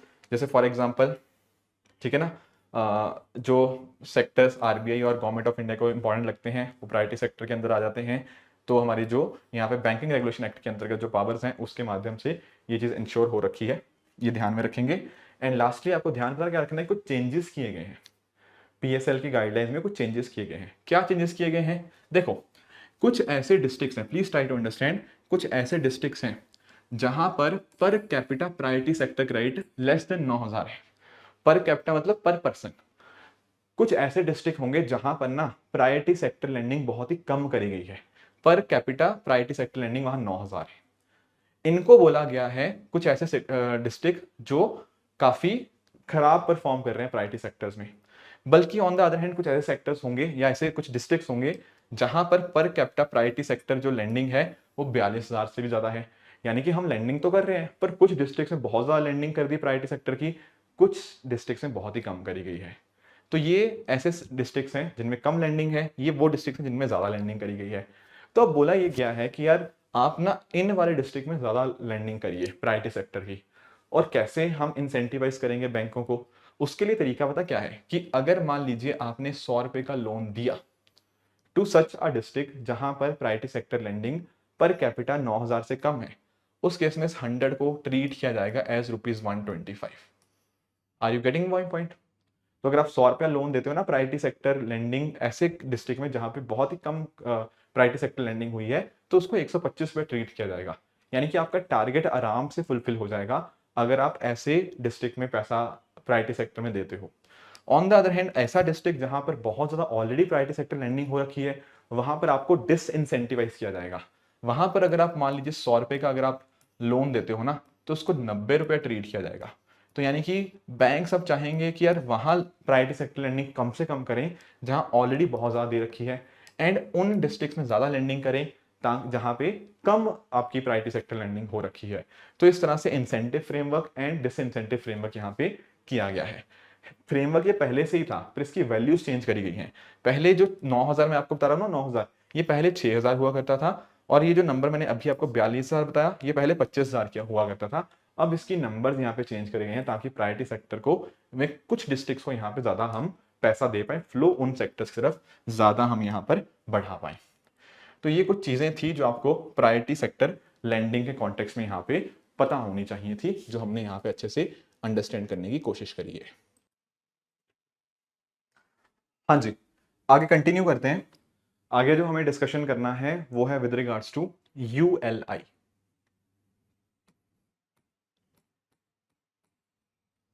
देखो जैसे हमने यूपीआई पढ़ा, यूनिफाइड पेमेंट इंटरफेस, उसी तरह से हमें यहाँ पे यूएलआई यूनिफाइड लैंडिंग इंटरफेस हमें यहाँ पे देखने को मिलेगा। अब हमारे आरबीआई गवर्नर थे पहले जो हुआ करते थे, अब तो चेंज हो चुके हैं, ये पुरानी न्यूज़ है, ठीक है, अब तो चेंज हो चुके हैं। तो उनके टाइम के ऊपर क्या हुआ था कि शक्तिकांता दास जी ने उस टाइम अनाउंस किया था कि हम यूएलआई लॉन्च करेंगे। But what exactly is ULI? देखो जैसे यूपीआई था, ठीक है, कैसे उसने पेमेंट इंफ्रास्ट्रक्चर का पूरा सेटअप यहाँ पे बदल के ही रख दिया, उसी तरह से हमारा जो लेंडिंग है, लेंडिंग मतलब जो क्रेडिट दिया जा रहा है, उस पूरे के पूरे सिस्टम को हम कैसे बदल सकते हैं, कैसे उसमें बदलाव आएगा, कैसे उसमें चेंजेस आएंगे, इसके लिए हम यहाँ पे लाए हैं यूएलआई। अब लोन देते समय ना बहुत सारे इश्यूज आते हैं, जैसे फॉर एग्जांपल बहुत सारा डॉक्यूमेंटेशन का इशू आता है, पर हमने कहा नहीं, अब यहाँ पे पता क्या होगा, यहाँ पर हर एक इंफॉर्मेशन एक ही जगह पर अवेलेबल हो जाएगी। जैसे फॉर एग्जांपल अगर मैं बात करूं यहाँ पर इन टर्म्स ऑफ डेटा की, तो अलग अलग तरह का डेटा, जैसे फॉर एग्जांपल जो एक बैंक को चाहिए होता है, फॉर एग्जांपल हो सकता है लैंड रिकॉर्ड चाहिए हो किसी को गिरवी रखने के लिए, plus at the same time कुछ डिजिटल इन्फॉर्मेशन हो, उसका पूरा पूरा बैकग्राउंड, उसका बाकी सारी चीजें, वो सब जगह उनको एक जगह पे मिल जाए, ताकि लोन लेने वालों को भी और लोन देने वालों को भी, दोनों को काफी ज्यादा आसानी हो पाए। तो इससे हमारा लेंडिंग का सिस्टम ही पूरा बदल जाएगा। तो ध्यान रखिएगा कि यूनिफाइड प्लेटफॉर्म है, it is a consolidated take platform, यानी कि सब चीजें इकट्ठी कर दी गई हैं, पूरा डेटा पूरा इंफॉर्मेशन इकट्ठा कर दिया गया है ताकि लोन देने समय कोई समस्या ना आए, फ्रिक्शनलेस। ठीक है, जैसा आपका यूपीआई है, बहुत आराम से आप किसी को भी पेमेंट कर सकते हो, तो लोन लेने में भी आसानी हो जाएगी क्योंकि सारा का सारा इंफॉर्मेशन का एक्सेस हो जाएगा। तो प्रॉपर यहाँ पे एपीआई यहाँ पे डिजाइन करी जाएंगी ताकि इनके बेसिस के ऊपर हम अलग अलग इंफॉर्मेशन को कलेक्ट करके उसके बेसिस पे और फर्दर एप्लीकेशन यहाँ पे हो पाए। तो इससे टाइम बचेगा, हमारा जो इतना सारा कॉम्प्लेक्सिटी है लोन देने की, वो हम कहीं ना कहीं कम कर पाएंगे। अलग अलग तरह का डेटा, जैसे for example financial data, non financial data, वो सब चीज़ें, जैसे for example central and state government के पास कुछ डेटा होगा, कुछ अकाउंट की डिटेल्स होंगी, आपके पैन कार्ड की डिटेल्स हो गया, डिजिटल डेटा हो गया, वो सारी चीज़ें हमारे पास इकट्ठी हो पाएंगी एंड अकॉर्डिंगली यूएलआई के माध्यम से ये चीज़ करी जा सकती है। राइट, तो इस तरह से जैसे यूपीआई ने रेवोल्यूशनाइज किया था, उस तरह से यूएलआई यहाँ पे इसको रेवोल्यूशनाइज करेगा। बट इंपॉर्टेंट बात आपको ध्यान में रखनी है कि ये कंसेंट बेस्ड रहेगा। ऐसा नहीं है कि ये मैंडेटरी ही है, नो। जो आपका बोरोवर है, जो उधार लेना चाहता है, उसका कंसेंट जरूरी होगा, वो अपना अप्रूवल देगा, तभी यहाँ पे जो डेटा है वो एक्सेस किया जा पाएगा बाय द एंटिटीज, ठीक है। और plus at the same time चीजें आराम से हो पाएंगी, जल्दी हो पाएंगी, तो डॉक्यूमेंटेशन रिक्वायरमेंट्स भी यहाँ पे कम हो जाएंगी। अब ये क्या है, this is a kind of a DPI. जैसे मैंने आपको बताया ना यूएलआई क्या है, this is a kind of a DPI only. Now what is DPI? Digital public infrastructure. जैसे आप लोग नोटिस करते हो, जैसे आधार हो गया या बाकी और चीज़ें, जैसे आपने देखा होगा, जैसे कोविड-19 की जब वैक्सीन लगनी थी तो आपके जो एप्स थी आपकी उस टाइम की, जो मदद कर रही थी आपको बुकिंग करने के अंदर, राइट। या और भी इस तरह के जो आपके इंफ्रास्ट्रक्चर हैं, जो है तो सबके लिए अवेलेबल, ठीक है, but at the same time वो डिजिटली है, उनको बोलते हैं digital public infrastructure. For example, जैसे मैंने आपको कुछ एग्जाम्पल दिए हैं, इनके आप फीचर्स एक बार नोटिस करना, ये स्केलेबल होते हैं, मतलब बड़े लेवल पे किए जा सकते हैं। ऐसा नहीं कि कुछ लोगों तक ही वर्क करेंगे, no, this can be worked on a large scale, तभी वर्ड है पब्लिक। यहाँ पे इसको फर्दर आप बहुत बड़े स्केल के ऊपर आप इसको कर पाओगे। इंटर ऑपरेबल, ठीक है, अलग अलग चीजों में इस्तेमाल किया सकते हैं। जैसे यूपीआई है, यूपीआई के बेसिस के ऊपर आपने इंटरऑपरेबिलिटी उसकी बहुत ज्यादा है, अलग अलग एप्स के रिगार्डिंग उसको हम यहाँ पे वर्क करवा सकते हैं, अकॉर्डिंगली एक्सेसिबिलिटी हो जाएगी, एंड अकॉर्डिंगली कॉस्ट एफिशिएंट भी होते हैं। क्यों होते हैं cost efficient? Because of economies of scale. Now what is economies of scale? Scale word का मतलब होता है बड़े लेवल के ऊपर कोई चीज आप एग्जीक्यूट करते हो। इकोनॉमीज ऑफ स्केल का मतलब क्या रहेगा? जैसे मान लो ये शर्ट है, ठीक है, ये शर्ट अगर मुझे एक बनवानी है, मुझे मैन्युफैक्चरर से बस एक शर्ट बनवानी है, तो शायद ये शर्ट बनवाने के लिए मुझे 1000 रुपया पे करना पड़े। पर अगर मैं बोलूं कि यार मुझे 1 लाख ऐसी शर्ट्स प्रिंट करानी है, तो फिर पर यूनिट जो खर्चा होगा ना वो काफी कम हो जाता है, राइट। इसको बोलते हैं इकोनॉमीज ऑफ स्केल। जब आप किसी चीज को बहुत बड़े लेवल के ऊपर प्रोड्यूस करते हो तो पर यूनिट कॉस्ट उसके रिगार्डिंग कम हो जाती है, इसी को बोलते हैं यूएस या इकोनॉमीज ऑफ स्केल, ठीक है। तो डीपीआई क्या हुआ? बेसिक टेक्नोलॉजी सिस्टम्स जो कि पब्लिक सेक्टर में, यानी कि they are openly available to users and other developers, ठीक है। जैसे आपका इस्तेमाल अलग अलग चीजों में किया जा सकता है, जैसे identification, payments, health, education, governance, इन सब चीजों में इसका यहाँ पे इस्तेमाल किया जा सकता है। This is your DPI, digital public infrastructure. हाँ, एक और चीज हमें डिस्कस करनी है, वो है आरबीआईएच के बारे में। आरबीआईएच, रिजर्व बैंक इनोवेशन हब। देखो ये भी काफी न्यूज में रहा पिछले साल के अंदर, तो आपको ध्यान रखना है कि RBI, reserve Bank of India की देयर आर डिफरेंट सब्सिडरीज। जैसे फॉर एग्जांपल आप लोगों ने डीआईसीजीसी के बारे में सुना होगा, deposit insurance credit guarantee corporation. अब जैसे डीआईसीजीसी है, इसको कौन ऑन करता है? इसका मालिक भी आपका आरबीआई ही है। अभी आने वाली स्लाइड्स के अंदर इसको भी हम एक बार गो थ्रू करेंगे, राइट। ये क्या हुई? आरबीआई की होली ओन्ड सब्सिडरी, यानी कि इसका पूरा मालिक कौन है? पूरा मालिक आपका रिजर्व बैंक ऑफ इंडिया ही है। उसी तरह से अगर मैं बात करूं आरबीआईएच की, यानी कि रिजर्व बैंक इनोवेशन हब की बात करूं, तो यहां पर भी इसका मालिक कौन है? रिजर्व बैंक ऑफ इंडिया ही। अब जैसे नाम में ही है इनोवेशन, तो दरअसल में इसको इसीलिए बनाया गया है ताकि हम यहाँ पर फाइनेंशियल सेक्टर के अंदर बहुत तेजी से हम यहाँ पे इनोवेशन कर पाए, राइट। तो एक तरह से एक आपको थिंक टैंक देखने को मिल जाएगा, एक इनक्यूबेटर देखने को मिल जाएगा फाइनेंशियल इनोवेशन के लिए। इनक्यूबेटर आप ऐसा समझ सकते हो कि एक उसको एक अच्छा एटमॉस्फेयर दिया जा रहा है, उसको एक लर्निंग इन्वायरमेंट दिया जा रहा है, जहां पर आपका जो फाइनेंशियल इनोवेशन हो पाए। जैसे एक छोटा बच्चा होता है ना, उसको कई बार इंक्यूबेशन में रखना पड़ता है, एक सेफ इन्वायरमेंट के अंदर रखना पड़ता है। सिमिलरली हम यहाँ पर फाइनेंशियल इनोवेशन को और प्रोत्साहित करने के लिए एक तरह का हम इंक्यूबेटर यहाँ पे इसको स्टैब्लिश कर रहे हैं, मतलब किया गया है 2020 के अंदर इसको इनकॉर्पोरेट किया गया था, रिजर्व बैंक इनोवेशन हब को। तो ध्यान रखिएगा ये आपका लोकेटेड है इन बैंगलोर कर्नाटका, ना कि मुंबई के अंदर। Very very important point. इसके साथ ही आपकी एक स्कीम थी एनपीएस वत्सल्य, जो पिछले साल सितंबर में सरकार के द्वारा लॉन्च करी गई, हमारी फाइनेंस मिनिस्टर के द्वारा। अब आप लोग जानते होंगे, जैसे फॉर एग्जांपल आप नेशनल पेंशन स्कीम के बारे में जानते होंगे, एनपीएस। पर हम पता क्या चाहते हैं? हम चाहते हैं कि भाई जो माइनर्स हैं उनके लिए भी ये स्कीम यहाँ पे एक्सटेंड हो। तो उनके लिए जो स्कीम है ना, दैट इज एनपीएस वत्सल्य। यहाँ पे आप इस बात को अंडरस्टैंड कर पाओगे, जैसे फॉर एग्जांपल पेरेंट्स चाहते हैं बच्चों के लिए इस तरह से आपका एनपीएस अकाउंट इंश्योर करना, तो इसके माध्यम से जो भी कोई पेरेंट है या गार्जियन है वो एनपीएस अकाउंट खुलवा सकते हैं अपने बच्चों का, ठीक है ना, एंड अकॉर्डिंगली कंट्रीब्यूट करते रहेंगे जैसा नेशनल पेंशन स्कीम में कंट्रीब्यूट किया जाता है। यहाँ पर क्या होगा, क्योंकि ये माइनर्स के लिए है, तो जब तक उनकी उम्र 18 साल तक की नहीं हो जाती ना, तब तक वो इस तरह से कंट्रीब्यूशन करते रहेंगे। तो बहुत ही अर्ली एजेस के ऊपर बहुत ही अर्ली फाइनेंशियल प्लानिंग उनके लिए करी जा रही है अपने आने वाली फ्यूचर जनरेशन के लिए। तो आप ऐसा कह सकते हो कि एनपीएस वत्सल्य और कुछ नहीं बल्कि नेशनल पेंशन स्कीम का ही आपका एक मॉडिफाइड और एक चेंज वर्जन हमें यहाँ पे देखने को मिल जाएगा। This is NPS Vatsalya. ठीक है, पिछले साल ही लॉन्च किया गया था, so that is why it is in the news. बाकी जब 18 साल का बच्चा हो जाएगा, मैंने आपको बताया ना 18 साल तक पेरेंट्स कंट्रीब्यूट करते रहेंगे, तो 18 साल के बाद बच्चे के उम्र होने के बाद यहाँ पर इसको रेगुलर जैसे नॉर्मल आपका एनपीएस अकाउंट वर्क करता है, बिल्कुल वैसे ही यहाँ पे काम करेगा। ठीक है, 18 साल का होने के बाद क्या होगा, जो पर्टिकुलर बच्चा है, ठीक है ना, उसके पास ऑटोनॉमी होगी, कैसे उस अकाउंट को मैनेज करना है, कैसे इन्वेस्टमेंट स्ट्रेटजी होगी, वो सब चीजें। एंड बहुत ही कम इन्वेस्टमेंट, मतलब महीने का 500 रुपया भी अगर आप कंट्रीब्यूट करना चाहो तो वो भी कर सकते हो। तो यानी कि बहुत ही मिनिमम इन्वेस्टमेंट, यानी कि साल भर की 6,000 रुपये अगर आप कंट्रीब्यूट करते हो ना, तब भी आप एनपीएस वत्सल्य का यहाँ पे फायदा ले सकते हो। सो this is the concept of NPS Vatsalya, right. तो थोड़ा देख लेते हैं कि ये सारा मैनेज कौन करता है। देखो ये भी जो सारी चीजें हैं ना, जो पेंशन के रिगार्डिंग है, ये सब चीजें मैनेज करी जाती हैं by PFRDA, pension fund regulatory and development authority. ये एक स्टैट्यूटरी बॉडी है, ध्यान रखना, पहले एस्टैब्लिश किया गया था 2003 के अंदर।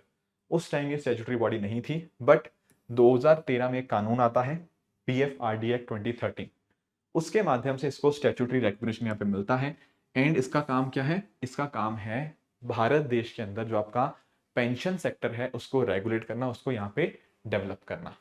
तो जो भी आपके पेंशन फंड मैनेजर्स हैं उनकी फंक्शनिंग को यहाँ पे देखता है, ठीक है ना, अलग अलग रिकॉर्ड कीपिंग एजेंसीज की फंक्शनिंग को देखता है, ठीक है, और एन्युटी सर्विस प्रोवाइडर्स, ये सारी जो फंक्शनिंग होती है पेंशन के रिगार्डिंग, वो सारा यही देखता है। तो जैसे फॉर एग्जांपल आपकी अटल पेंशन योजना हो गया, उसको एडमिनिस्टर करने का काम भी इसी के पास मिला हुआ है, ठीक है ना।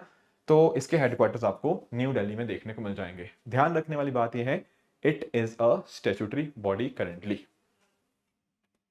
ठीक है सर, हाँ जी। एक आगे कॉन्सेप्ट जो न्यूज में रहा वो था हमारा कैपिटल मार्केट के रिगार्डिंग। देखो ये वाले कॉन्सेप्ट में ना कई बच्चों को दिक्कत आती है, तो मैंने सोचा इसको थोड़ा मैं डिस्कस कर ही लेता हूँ। एक्चुअल में ना क्या होता है, जब आप कुछ भी शेयर खरीदते बेचते हो उस टाइम के ऊपर आप नोटिस कर पाते हो, एक होता है टी डेट। टी डेट को हम लोग क्या बोलते हैं, इसको हम लोग बोलते हैं ट्रांजैक्शन डेट। ठीक है, ये ट्रांजैक्शन डेट क्या है, ये ट्रांजैक्शन डेट वो डेट है जब कहीं ना कहीं प्रोसेस स्टार्ट हुआ आपके ट्रांजैक्शन का। मान लीजिए आपने कोई शेयर खरीदा, so this is the transaction date, इस दिन के ऊपर प्रोसेस यहाँ पे स्टार्ट हुआ है।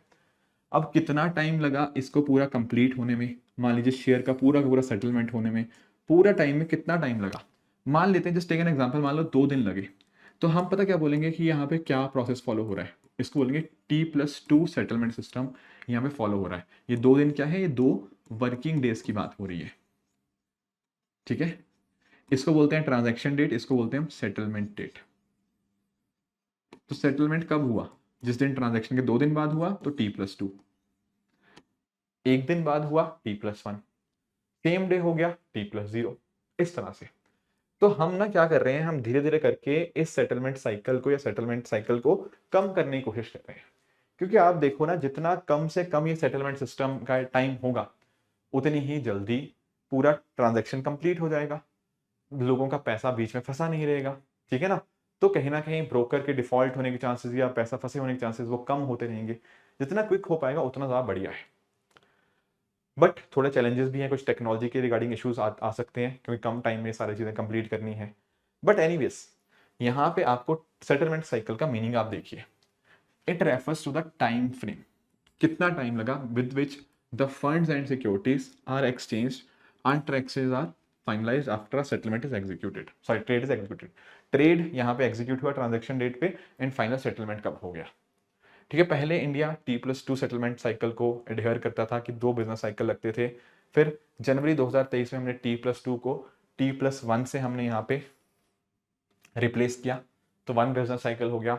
अब T+0 की तरफ जो हम बढ़ रहे हैं ना, इसका बीटा वर्जन जो यहाँ पे लॉन्च किया गया है, यहाँ पर हम कोशिश ये कर रहे हैं कि सेम डे के ऊपर यहाँ पर सेटलमेंट कंप्लीट हो जाए मार्केट के ठीक है। तो जितना छोटा रहेगा उतनी ही ज़्यादा एफिशिएंसी ज़्यादा रहेगी, उतना ही हम कहीं ना कहीं भारत जो ग्लोबल स्टैंडर्ड के साथ ज़्यादा यहाँ पे हम इसके साथ अलाइन कर पाएंगे, डिले वगैरह कम हो पाएंगे। सो this is the concept of settlement cycle, right. एक मैंने आपको कॉन्सेप्ट अभी बता भी रहा था जब मैंने आरबीआई आईएच के बारे में आपको डिस्कस किया, उस टाइम मैंने आपको बताया था कि जो रिजर्व बैंक इनोवेशन हब है ना, वो आरबीआई की क्या है, वो आरबीआई की फुली ओन्ड सब्सिडरी है। उसी तरह से जब मैं बात करता हूँ ना डीआईसीजीसी की, ये भी आरबीआई की आपको होली ओन सब्सिडरी देखने को मिल जाएगी, यानी कि 100% ये आपके ओन की जाती है by Reserve Bank of India. ध्यान में रखेंगे कि ये भी एक स्टैट्यूटरी बॉडी है, 1961 के अंदर इसको यहाँ पे बनाया गया था, और इसके हेडक्वार्टर्स जो है वो आपको मुंबई में देखने को मिल जाएंगे। अब ये कॉन्सेप्ट कैसे वर्क करता है? कॉन्सेप्ट बहुत ही सिंपल सा है। देखो, जैसे आप मान लीजिए आप पैसा बैंक में डिपॉजिट करते हैं, तो जो पैसा आपने बैंक में डिपॉजिट करवाया ना, तो बैंक उसके कॉरस्पॉन्डिंग यहां पर क्या कर लेता है, उसके रिगार्डिंग इंश्योरेंस करवाया था उस पैसे की। बैंक ने आपने जो भी पैसा डिपॉजिट कराया ना, उसके कॉरस्पॉन्डिंग उसकी इंश्योरेंस करवा दी। अब कल को अगर मान लीजिए बैंक डूब गया, तो ऐसा मत समझना कि आपका पैसा डूब गया, नो। आपका दरअसल में ना यहाँ पे पैसे की इंश्योरेंस हो रखी है ना, तो आपका 5 लाख रुपए तक का जो पैसा है वो आपको वापस आ जाएगा। Getting the point? ये कौन किस तरह से होता है? डीआईसीजीसी के मैकेनिज्म के माध्यम से। ये डीआईसीजीसी के पास इस तरह से आपका जो इंश्योरेंस वाला सिस्टम है, डिपॉजिट इंश्योरेंस, ये वर्ड है ना, डिपॉजिट इंश्योरेंस, जो भी आपने बैंक के पास आपने डिपॉजिट करवाया उसके कॉरस्पॉन्डिंग इंश्योरेंस, ठीक है, आरबीआई की फुली ओन सब्सिडरी ही है। तो इसीलिए कॉन्फिडेंस आता है लोगों का बैंकिंग सिस्टम के ऊपर कि ऐसा नहीं है कि बैंक डूब गया तो उनका पैसा डूब जाएगा। 5 लाख रुपए तक का आपको यहाँ पे मिल जाएगा। पहले लिमिट 1 लाख थी, फिर बढ़ाई गई, 5 लाख करी गई। अब 2-3 क्वेश्चन आपको बिल्कुल ध्यान में रखने हैं। पहली चीज तो ये है कि आपका जो डिपॉजिट करवाया है पैसा, वो तो आपका इंश्योर्ड है ही है, प्लस आपका इंटरेस्ट भी इंश्योर्ड है, बट अमाउंट क्या है उसकी? अमाउंट आपकी 5 लाख इंश्योर्ड हमें देखने को मिल जाएगी। दूसरी बात, ये जो इंश्योरेंस करवाया जा रहा है ये फ्री में तो नहीं करवाया जाएगा, नो। इसके लिए कुछ पैसा पेमेंट कर रहे होंगे, डेफिनेटली यस। अब ये कितना पैसा है उसमें नहीं जाना आपको, बट इतना ध्यान रखो कि जो पेमेंट किया जा रहा है इसकी पेमेंट आप नहीं करते, ये पेमेंट कौन करता है? जो आपका प्रीमियम होता है, वो प्रीमियम आपका बैंक पे करता है। The premium is paid by the bank. वो जो प्रीमियम पे करेगा ना इंश्योरेंस लेने के लिए, वो बैंक आपका पे करेगा। तो आपका प्रिंसिपल भी इंटरेस्ट भी ये दोनों यहाँ पे कवर होते हैं। बैंक से इंश्योरेंस खरीदते हैं एंड वही यहाँ पे इसके ऊपर डिपॉजिट के ऊपर प्रीमियम को पे करते हैं। ध्यान ये रखना कि आपके जो पैक्स हैं, प्राइमरी एग्रीकल्चर क्रेडिट सोसाइटीज और आपका NBFCs, non banking financial companies, ये डीआईसीजीसी के अंतर्गत कवर नहीं होती है। बाकी इसके अलावा आपके फॉरेन गवर्नमेंट के डिपॉजिट कवर नहीं होंगे, सेंट्रल या स्टेट गवर्नमेंट के डिपॉजिट कवर नहीं होंगे, इंटर बैंक डिपॉजिट, एक बैंक ने दूसरे बैंक में डिपॉजिट करवा रखा है, वो कवर नहीं होगा, deposit of state development, land development bank, ये सब कवर नहीं होता है with the state cooperative bank. इसके अलावा अगर डीआईसीजीसी ने स्पेसिफिकली कोई चीज़ एग्जाम्प्ट कर रखी है वो कवर नहीं होती। एंड कोई अमाउंट अगर मान लीजिए if the amount is due on account of any deposit received outside India, ये सारी वो चीज़ें हैं जो डीआईसीजीसी के अंतर्गत कवर नहीं होती। कितना अमाउंट का कवरेज है टिल डेट? वो आपका 5 लाख का है। अभी इस बार भी न्यूज़ में आया था कि सरकार शायद सोच रही है इसको बढ़ाने का, अभी बढ़ाया नहीं गया है, हो सकता है आगे फ्यूचर में बढ़ जाए, पर ये न्यूज़ में रहा है। ओके ओके ओके, ठीक है। पास्ट में पहले 1 लाख था, फिर बाद में 2020 में इसको 5 लाख कर दिया गया। चलिए ठीक है। जो बच्चे पूछ रहे हैं ना कितनी पेमेंट वगैरह होती है, इतनी पेमेंट आप यहाँ पे एक्सपेक्ट करोगे। ये प्रीमियम पे किया जा रहा है कि 100 रुपए का अगर मान लो डिपॉजिट हुआ है ना, तो बैंक इतना प्रीमियम पे करेंगी इंश्योरेंस करवाने के लिए। बहुत ही बढ़िया। अगले कॉन्सेप्ट पे आते हैं। अगला कॉन्सेप्ट है हमारा मिडिल इनकम कंट्रीज के रिगार्डिंग। मिडिल इनकम कंट्रीज, कई बार ना ये न्यूज में भी आता है मिडिल इनकम ट्रैप, तो उसको भी समझेंगे। पहले ये समझो कि मिडिल इनकम कंट्रीज क्या होती हैं। देखो, कई बार हम लोग डिस्कस करते हैं न्यूज़पेपर्स में भी, करंट अफेयर्स में भी, कि हमारी यहाँ पे कोशिश है कि 2047 तक हम क्या बने, हम विकसित भारत बने। We want to be a developed country by 2047, right. तो इंडिया अपनी पर कैपिटा जीडीपी को यहाँ पे बढ़ाना चाह रहा है, ठीक है। पर कैपिटा इनकम को यहाँ पे हम बढ़ाना चाह रहे हैं, तो आप यहाँ पे नोटिस कर पाओगे कि वर्ल्ड बैंक ना कंट्रीज को चार अलग अलग इनकम ग्रुप्स में डिवाइड करता है। एक है लो इनकम, एक है लोअर मिडल, एक है अपर मिडल, एंड लास्ट है आपका हाई इनकम कंट्रीज। इस तरह से हम अपनी इकोनॉमीज को यहाँ पे क्लासीफाई करते हैं। चलो बढ़िया है। अब इसमें अगर हम फर्दर समझने की कोशिश करेंगे ना, तो आप यहाँ पे नोटिस कर पाओगे कि यहाँ पे इसका क्लासिफिकेशन का क्राइटेरिया थोड़ा बदला है। जैसे अगर मान लीजिए एक कंट्री की जो पर कैपिटा इनकम है, ठीक है, वो $1145 से कम है, वो लो इनकम कहलाई जाएगी। लोअर मिडिल इनकम वाली जो होंगी वहाँ 1146 से 4515 है। और आपका अगर मैं बात करूँ अपर मिडिल इनकम की, तो 4516 से $14,005, और हाई इनकम 14,005 से ज़्यादा। पहले ये पिछले साल में नंबर्स कुछ अलग थे, बट नए नंबर्स कुछ इस तरह से आपको देखने को मिल जाएंगे। भारत अभी किस कॉन्टेक्स्ट में है? भारत अभी आपको लोअर मिडिल इनकम कंट्री आपको देखने को मिल जाएगा। कुछ $2700 के आसपास हमारे यहाँ पे पर कैपिटा आपको देखने को मिल जाती है। तो ध्यान में रखना, इस तरह से क्लासिफाई किया जाता है दुनिया भर की कंट्रीज को, ठीक है। बाकी वर्ल्ड बैंक ने और भी बहुत सारी चीजें बताई, जैसे फॉर एग्जाम्पल राइट, अच्छा खासा हमारा इंप्रूवमेंट जरूर हो रहा है सारे देशों का।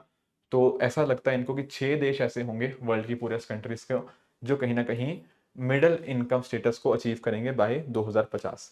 बाकी जो कंट्रीज है ना वो अभी भी गरीबी में ही रहेंगी 2050 जब आ जाएगा, ठीक है ना। और एज पर वर्ल्ड बैंक कौन पुअर है? As per World Bank poverty का मतलब है ये, लेस देन $2.15 पर डे।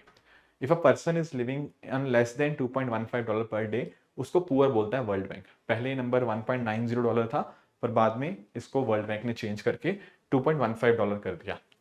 तो ये देख पाओगे कि यहाँ पे अभी भी बहुत सारे ज़्यादा लोग आपको गरीबी से नीचे देखने को मिल जाएंगे, ठीक है। बाकी नेचुरल रिसोर्सेज का भी कहीं ना कहीं इश्यूज हैं, ठीक है। तो ये सब चलो फैक्चुअल चीज़ें हैं। बाकी आपको ध्यान में रखना है कि ना, ये जो बातें कही गई हैं, ये वर्ल्ड बैंक ने अपनी एक रिपोर्ट है,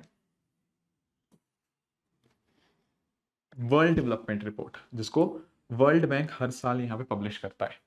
तो 2024 की जो रिपोर्ट थी ना, उसी में ये सारी बातें करी गई मिडिल इनकम कंट्रीज के बारे में, मिडिल इनकम ट्रैप के बारे में उन्होंने डिस्कस किया।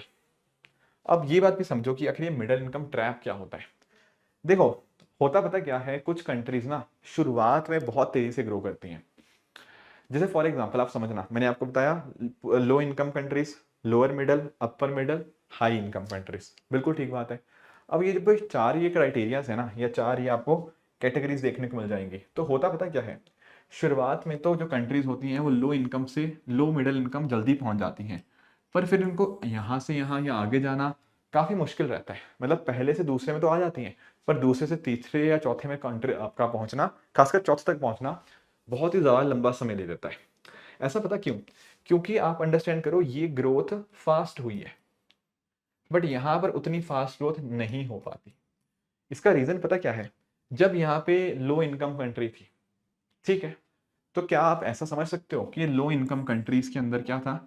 यहाँ पर लोअर वेजेस थी, है ना, सैलरीज अपने एम्प्लॉयज को कम देनी पड़ रही है। अगर सैलरीज अपने एम्प्लॉयज को कम देनी पड़ रही है, तो बहुत सारी विदेशी कंपनियां क्या करेंगी, यहाँ पर आएंगी, अपना सेटअप करेंगी, मैन्युफैक्चरिंग वगैरह करेंगी, या फिर लोकल लोगों को खूब काम मिलेगा। क्योंकि लेट अस से अगर यूएस से अपने देश में सेम काम करवाए, या यूएस की कंपनी अपने देश में कोई सेम काम करवाए, उसको बहुत ज़्यादा खर्चा होगा। पर वही एक लो इनकम कंट्री के अंदर जाकर करवाए, तो उसको बहुत ही कम पैसा यहाँ पे खर्च करना पड़ता है, एंड बहुत ही कम खर्चे में उसका वो प्रोडक्ट रेडी हो जाता है, राइट। तो एक बार ऐसा हुआ तो इनकी ग्रोथ बहुत अच्छी खासी होगी, बहुत तेजी से ग्रोथ हो जाएगी, एंड वो लो इनकम से लोअर मिडिल इनकम बन जाएगी। अब यहाँ पर पता क्या हुआ, जब वो मिडिल इनकम में आ चुकी है, अब ये जो लोअर वेजेस वाला एडवांटेज था, इसको यहाँ पे अब नहीं मिलेगा, क्योंकि अब ये मिडिल इनकम कंट्री आ चुकी है। अब यहाँ पे लोगों की वेजेस बढ़ चुकी हैं, वेजेस बढ़ चुकी हैं, तो अब विदेशी कंपनियां उतनी एक्साइटेड नहीं रहेंगी यहाँ पर एंटर करने के लिए, यहाँ पर अपना बेस सेटअप करने के लिए। फॉरेन डायरेक्ट इन्वेस्टमेंट भी हो सकता है थोड़ा कम हो जाए, तो उस वजह से उनकी ग्रोथ रेट धीरे धीरे करके कम होने लग जाती है, एंड ग्रोथ कम हो जाएगी तो भाई आगे इनका मूव करना काफ़ी मुश्किल हो जाता है। तो यानी कि ना हम कह सकते हैं वो यहीं पर इसी लूप में फंस के रह जाती हैं। इसी फंसने को बोलते हैं हम मिडिल इनकम ट्रैप। यहां पर आप अंडरस्टैंड करिएगा। अब middle income trap is a scenario when a country's economy is unable to transition to a higher per capita income level. ठीक है, higher per capita income level में मूव करने में बहुत ज्यादा उनको परेशानी होती है, बहुत ज्यादा दिक्कत होती है। ठीक है, जैसे शुरुआत में क्या होता है, शुरुआत में आप नोटिस कर पाओगे लो वेजेस होंगी, चीप लेबर होगा, ठीक है ना, बेसिक टेक्नोलॉजी आपने धीरे धीरे करके डेवलप कर ली, पर आगे जाके उनको हाई इनकम स्टेटस तक पहुंचना बहुत बड़ा चैलेंज यहाँ पे बन जाता है। इसको बोलते हैं MIT। जैसे Latin American, middle eastern countries, इन्होंने बहुत अच्छे से स्टार्टिंग में किया बट आगे जाके नहीं कर पाए। ठीक है, जो भी आपकी 101 मिडिल इनकम कंट्रीज थी 1960 के अंदर, उनमें से सिर्फ और सिर्फ 13 कंट्रीज ही ऐसी हैं जो यहाँ पर हाई इनकम की कैटेगरी तक यहाँ पे पहुंच पाई हैं। तो ये जो फैक्ट है ना, ये ना कहीं बिल्कुल प्रूव करता है कि मिडिल इनकम ट्रैप से निकलना अपने आप में बहुत बड़ा चैलेंजिंग टास्क कई बार बन जाता है। आई होप ये बात भी आप सब लोगों को क्लियर होगी। चलो आगे एक कर्व के बारे में हम डिस्कस कर लेते हैं, प्रेस्टॉन कर्व। ये कर्व भी बहुत ज्यादा न्यूज में रही है लास्ट ईयर के अंदर। What does it mean? ध्यान रखिएगा, जब हम बात करते हैं ना प्रेस्टॉन कर्व की, तो यहां पर दो चीजों के बीच में रिलेशनशिप है। पहला है लाइफ एक्सपेक्टेंसी एंड दूसरा है पर capita income in a country. इनका ग्राफ हम यहाँ पे प्लॉट करने की कोशिश करते हैं कि एक देश में प्रति व्यक्ति आय वो कितनी है एंड उस देश की लाइफ एक्सपेक्टेंसी कितनी है, कितने साल वहां पे ऑन एन एवरेज लोग जीने की संभावना है। तो यहाँ पे प्रेस्टॉन कर्व जो थे ना, वो दरअसल में सैमुअल एच प्रेस्टॉन के नाम से यहाँ पे रखा गया है। ये एक अमेरिकन सोशियोलॉजिस्ट थे। तो इन्होंने ऐसा नोटिस किया कि जैसे जैसे यहाँ पे अगर हम पर कैपिटा इनकम हम बढ़ाते जा रहे हैं ना, या जिन कंट्रीज की इनकम इस तरह से बढ़ती जा रही है, अकॉर्डिंगली लाइफ एक्सपेक्टेंसी भी उनकी इंक्रीज होती जा रही है। यहाँ पे देखो ना, अगर इनकम बहुत कम थी तो लाइफ एक्सपेक्टेंसी बहुत कम थी। जैसे जैसे इनकम बढ़ती रही, वहां पर साथ साथ में आपका लाइफ एक्सपेक्टेंसी भी इंक्रीज होती रही। पर एक बात ध्यान में रखना, ये प्रेस्टॉन कर्व भले ही ये रिलेशनशिप को दर्शाता है, बट इसका मतलब ये बिल्कुल नहीं है कि पर कैपिटा इनकम बढ़ने से ही आपकी लाइफ एक्सपेक्टेंसी बढ़ सकती है। ठीक है ना, जैसे इनने कोरिलेशन तो दिखाया पर ये कॉजेशन नहीं था। ऐसा नहीं है कि पर कैपिटा इनकम बढ़ने से आपकी लाइफ एक्सपेक्टेंसी बढ़ेगी, नो, ये कोरिलेशन है, ये लिंक्ड जरूर है साथ में। हायर इनकम से हो सकता है बेटर हेल्थ केयर हो, न्यूट्रिशन हो, लिविंग कंडीशन हो, पर ये अकेला डिटर्मिन नहीं करता। और भी बहुत सारे आपको फैक्टर्स देखने को मिल जाएंगे जो हमारे यहाँ पे लाइफ एक्सपेक्टेंसी को बढ़ाते हैं। और इनफैक्ट ना, ये जो कर्व को कुछ लोग क्रिटिसाइज इस कॉन्टेक्स्ट में भी करते हैं कि यार उल्टा भी तो हो सकता है। इट इज पॉसिबल कि लाइफ एक्सपेक्टेंसी बढ़ रही है, लोग लंबे समय तक जी रहे हैं, उस वजह से इकोनॉमी में ज्यादा कंट्रीब्यूट कर पाते हैं एंड उससे पर कैपिटा इनकम बढ़ती हो। ठीक है, तो दोनों एक दूसरे को एक तरह से यहाँ पे सब्सटेंशिएट करती हुई देखने को मिल जाएंगे। ठीक है ना, तो प्रेस्टन कर्व यही दिखाता है कि किस तरह से जो लोग कहीं ना कहीं ज्यादा रिच कंट्रीज में जी रहे थे, उनकी लॉन्गर लाइफ स्पैन या लॉन्गर लाइफ एक्सपेक्टेंसी देखने को मिलती है एज कंपेयर टू आपकी जो पुअर कंट्रीज है। So this is the concept of Preston curve. जी, आगे कुछ कॉन्सेप्ट हम लोग ना BOP के बारे में डिस्कस कर लेते हैं, बैलेंस ऑफ पेमेंट के बारे में। एक्सटर्नल सेक्टर अपने आप में इंपॉर्टेंट है एंड इसको हम मिस बिल्कुल नहीं कर सकते हमारे एग्जामिनेशन परस्पेक्टिव से। जैसे बैलेंस ऑफ पेमेंट में क्या होता है ना, हम बात करते हैं हमारे रेजिडेंट और नॉन रेजिडेंट की। रेजिडेंट और नॉन रेजिडेंट के बीच में जब भी आपकी इकोनॉमिक ट्रांजैक्शन होगी, वो BOP के अंदर काउंट होगी। Getting the point?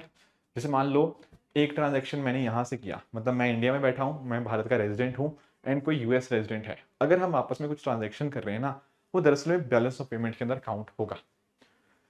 अगर पैसा हमें मिल रहा है, if the money is incoming, मान लेते हैं मैं यहां पे था,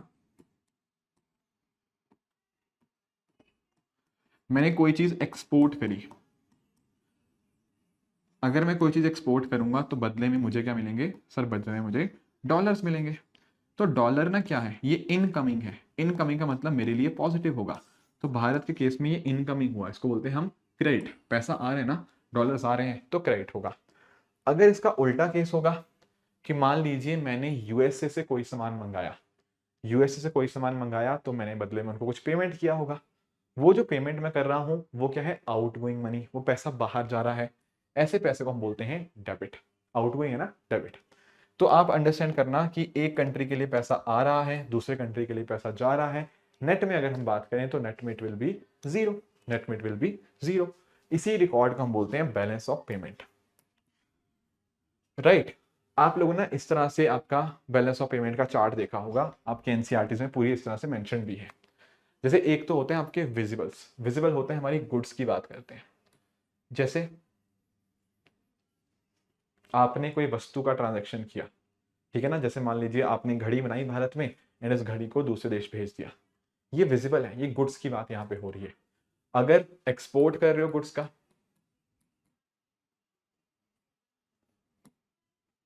तो आपका प्लस, इंपोर्ट कर रहे हो तो minus. This is how your visible component works. उस तरह से इनविजिबल के अंदर क्या आ जाता है, इनविजिबल के अंदर तीन चीजें आती हैं। एक होती है आपकी सर्विस, एक आता है आपका इनकम, एक आता है आपका ट्रांसफर। ठीक है, जैसे एग्जांपल से आप समझना, जैसे हम लोग बात करते हैं हमारे आईटी सर्विसेज की, हमारे मेडिकल सर्विस की, हमारे टूरिज्म सर्विस की, ये सब सर्विस है। ठीक है, सर्विसेज का भी इंपोर्ट एक्सपोर्ट हो सकता है, और सर्विस का ये जो इंपोर्ट एक्सपोर्ट होता है यही हमारा इनविजिबल के अंदर सर्विस में आ जाएगा। इसके अलावा अगर आप बात करूँ इनकम, जैसे आपका कुछ इंटरेस्ट वगैरह है या प्रॉफिट वगैरह है, ये सब सर्व इनकम में आ जाता है। जैसे मान लीजिए मैं इंडिया में हूँ, मैं हूँ रेजिडेंट भारत का, पर मेरी कोई प्रॉपर्टी वहाँ पर भी है यूएसए के अंदर, तो वहाँ से मुझे हो सकता है कुछ इंटरेस्ट मिले या रेंट मिले इस तरह से, या फिर लेटर से मेरी कोई कंपनी वहाँ पर है और वहाँ से मैं कुछ इनकम अर्न कर रहा हूँ, राइट, या कुछ प्रॉफिट मुझे हो रहा है, वो सब किस में आएगा, वो इनकम में आ जाएगा। अगर पैसा मिल रहा है, डॉलर्स मिल रहे हैं तो प्लस, डॉलर्स बाहर जा रहे हैं तो माइनस। सिमिलरली ट्रांसफर के अंदर जैसे आपका जो यूनिलैटरल ट्रांसफर्स आपको देखने को मिल जाएंगे, जैसे फॉर एग्जांपल रेमिडेंसेस, आपका गिफ्ट हो गया, आपका ग्रांट्स वगैरह हो गया, ये सब आपके ट्रांसफर के अंदर आ जाएंगे। जैसे कि मान लेते हैं मेरा कोई दोस्त था या मेरा कोई रिश्तेदार मुझे बाहर से कुछ पैसे भेजता है डॉलर्स की फॉर्म में, तो मेरे लिए क्या हुए वो रेमिटेंसेस में। ठीक है ना, भारत को अच्छे खासे रेमिटेंसेस मिलते भी हैं, वर्ल्ड बैंक के हिसाब से we are the largest remittance recipient, right. तो ये सब चीजें जहां पर ना यूनिलैटरल ट्रांसफर हो रहा है, उसने मुझे पैसे भेजे, बदले में मैंने कुछ नहीं किया, वो रेमिटेंस हुआ। ग्रांट भी हो सकता है, बाहर से पैसा आया पर बदले में कोई कमिटमेंट नहीं है उसको वापस करने की। अगर लोन होता that is a separate thing, वो यूनिलैटरल नहीं होता। ठीक है, बट ये ट्रांसफर पेमेंट आपके वन वे पेमेंट्स आपको देखने को मिल जाएंगे, ये सब आपके किस में आएंगे, इनविजिबल के अंदर ही ट्रांसफर्स के अंतर्गत आ जाते हैं। सिमिलरली अगर हम बात करें ना इन्वेस्टमेंट की, इन्वेस्टमेंट के अंदर आपका एफडीआई, एफपीआई, ये आ जाता है, foreign direct investment, foreign portfolio investment. आपके लोन की बात करें, जैसे आपका एक्सटर्नल कमर्शियल बोरिंग्स हो गया, ठीक है ना, आपका सॉवरेन बोरिंग्स हो गया, ये सब आपके लोन में आ जाएगा। अब बैंकिंग में यहाँ पे अंडरस्टैंड करना, कुछ बच्चे कंफ्यूज है कि बैंकिंग कहाँ आएगा। एक्चुअली बैंकिंग आपका आएगा तो इनविजिबल में ही, क्योंकि वो भी एक सर्विस है, पर यहाँ पर आप इसको बैंकिंग ना लिख के आप इसको एनआरआई अकाउंट लिख सकते हो। Now what does it mean, देखो भारत सरकार के जो सॉरी भारत के जो नागरिक हैं वो तो सिटीजन ऑफ इंडिया, जैसे मान लो कोई इंडियन सिटीजन है पर वो रहता ऑस्ट्रेलिया में है, यूएस में है या कनाडा में है, तो भारत सरकार पता क्या बोलती है कि आप हमारे साथ अकाउंट खुलवा सकते हो इन फॉरेन करेंसी। मान लो किसी यूएस के बंदे ने, जो मतलब हमारा बंदा हमारा ही है, सिटीजन हमारा ही है, पर रहता वहां पे है, तो उसको हम एनआरआई बोल देंगे, नॉन रेजिडेंट इंडियन। ठीक है ना, वो रहता भारत में नहीं है पर है तो भारतीय, तो नॉन रेजिडेंट इंडियन हुआ वो। तो जो एनआरआईज होते हैं ना, इनके पास ऑप्शन होता है या इनको सरकार बोलती है कि आप चाहो तो हमारे साथ अकाउंट खुलवा सकते हो। तो ये जो अकाउंट खुलते हैं ना, ये फॉरेन करेंसी के अंदर ही खुलते हैं, जैसे डॉलर्स की फॉर्म में खुलवा रखा है मान लो, तो जो भी पैसा इस अकाउंट्स में है वो भी हम यहाँ पर in terms of capital account he contribute यहाँ पे इसको आपका इसका काउंट करते हैं। बाकी बैंकिंग है तो सर्विस ही तो इधर ही आएगी, पर एनआरआई अकाउंट्स जो होते हैं वो यहाँ पे हमारे कैपिटल अकाउंट्स में आते हुए देखने को मिल जाएंगे। आई होप ये वाली बात भी सबको यहाँ पे क्लियर होगी होगी। जी, ये सारे एग्जांपल्स ना इस तरह से होते हैं, जैसे अगर आप इसको पढ़ना चाहो तो पढ़ सकते हैं। सर अब आपका करंट अकाउंट है, ठीक है। एक्चुअली पता क्या है, करंट अकाउंट में जब हम बात करते हैं हम ट्रेड इन गुड्स सर्विसेज ये सब चीज़ों की बात करते हैं, पर जब मैं बात करता हूँ कैपिटल अकाउंट की, यहाँ पे एसेट्स के ट्रांजेक्शन की हम यहाँ पे बात करते हैं। आपको एफडीआई और फॉरेन पोर्टफोलियो इन्वेस्टमेंट इन दोनों का अंतर भी डेफिनेटली पता होना चाहिए। जैसे पहली बात तो आप अंडरस्टैंड करना कि एफडी और एफके में बेसिक डिफरेंस क्या है। ये डिफरेंस है, अगर मान लीजिए लिस्टेड कंपनी में आपकी 10% से ज़्यादा की इन्वेस्टमेंट आई तो वो फॉरेन डायरेक्ट इन्वेस्टमेंट में काउंट होगी। अगर 10% से कम हुई तो वो फॉरेन पोर्टफोलियो इन्वेस्टमेंट में यहाँ पे काउंट होगी। ठीक है, तो लिस्टेड कंपनी में greater than 10% FDI, less than 10% FPI. एक बात आप और ध्यान में रखना कि अगर मान लीजिए कोई आपकी अनलिस्टेड कंपनी है, जो कंपनी शेयर मार्केट पे लिस्टेड नहीं है, उस केस में जितना मर्जी इन्वेस्टमेंट हो, वहां फिर 10% का एक क्राइटेरिया नहीं होता, उसमें जितना मर्जी इन्वेस्टमेंट हो हमेशा आपका एफडीआई में ही काउंट होगा। ठीक है, ध्यान क्या रखना है, लिस्टेड में greater than 10% FDI, less than 10% आपका एफपीआई। अनलिस्टेड में कुछ भी परसेंटेज हो वो आपका एफडीआई ही काउंट होगा। एफडीआई लॉन्ग टर्म पर्सपेक्टिव से है, जैसे यहाँ पे लिखा भी हुआ है, लॉन्ग टर्म अप्रोच के साथ आया है, तो इसमें आप नोटिस कर पाओगे कि कहीं ना कहीं इन्वेस्टर का ओनरशिप एंड मैनेजमेंट इंटरेस्ट है। पर अगर एफपीआई है, ये थोड़ा शॉर्ट टर्म अप्रोच के लिए होता है, तो यहाँ पर सिर्फ और सिर्फ उसकी ओनरशिप राइट्स होती है। ओनरशिप मतलब कि उसका वो ही ओनली ओन्स द पर्टिकुलर हिस्सा, उसमें वो मैनेजमेंट में डिसीजन मेकिंग के अंदर पार्टिसिपेट नहीं कर रहा। एफडीआई क्योंकि लॉन्ग टर्म अप्रोच के साथ आया है, ये कम वोलेटाइल है। ऐसा नहीं होता कि पैसा आज आया फिर बाहर चला गया, नो।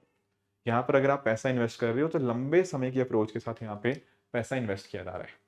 हाउएवर अगर मैं बात करूं फॉरेन पोर्टफोलियो इन्वेस्टमेंट की, ये बहुत ज्यादा वोलेटाइल होता है, बहुत तेजी से पैसा आएगा, बहुत तेजी से पैसा जाएगा, इसलिए इसको हम लोग हॉट मनी के नाम से भी जानते हैं। जब कई बार होता है ना, जैसे मान लो किसी का सिर्फ प्रॉफिट मेकिंग का उद्देश्य है, प्रॉफिट मेकिंग का, तो वो क्या करेगा,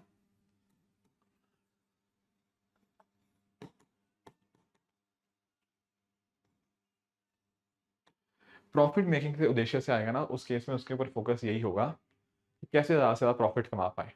अगर इंडिया में ज़्यादा प्रॉफिट दिखेगा तो इंडिया में इन्वेस्ट कर देंगे जो पैसा होगा।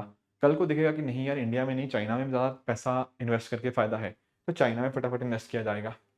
तो यहाँ पे सिर्फ और सिर्फ आपके जो फाइनेंशियल एसेट्स है ना, उनमें पैसा डाला जा रहा है, जैसे आपके स्टॉक्स बॉन्ड्स हो गया। डिसीजन मेकिंग में इन्वॉल्व नहीं होंगे, इनका मैनेजमेंट में कोई रोल नहीं है।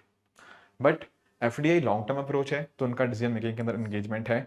आपके मशीनरी प्लांट्स इन सब चीज़ों के अंदर आपके जो प्रोडक्टिव एसेट्स होते हैं उनके अंदर यहाँ पर इन्वेस्टमेंट किया जाता है। तो ये डिफरेंसेस है between foreign direct investment and foreign portfolio investment. इसके अलावा अगर हम बात करें एफडीआई के अंतर्गत आपके दो तरीके हो सकते हैं पैसा भारत में लाने के। एक हो सकता है आपका ऑटोमेटिक रूट एंड दूसरा हो जाता है हमारा अप्रूवल रूट।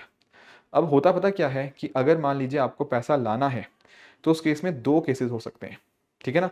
अगर तो आपका ऑटोमेटिक रूट है तब तो कोई दिक्कत नहीं, ठीक है, तब तो कोई दिक्कत नहीं, आप भारत में पैसा लाइए, कोई नहीं आपसे मतलब पूछेगा, आपको बस सरकार को इन्फॉर्म करना है, आपको किसी से परमिशन लेने की जरूरत नहीं।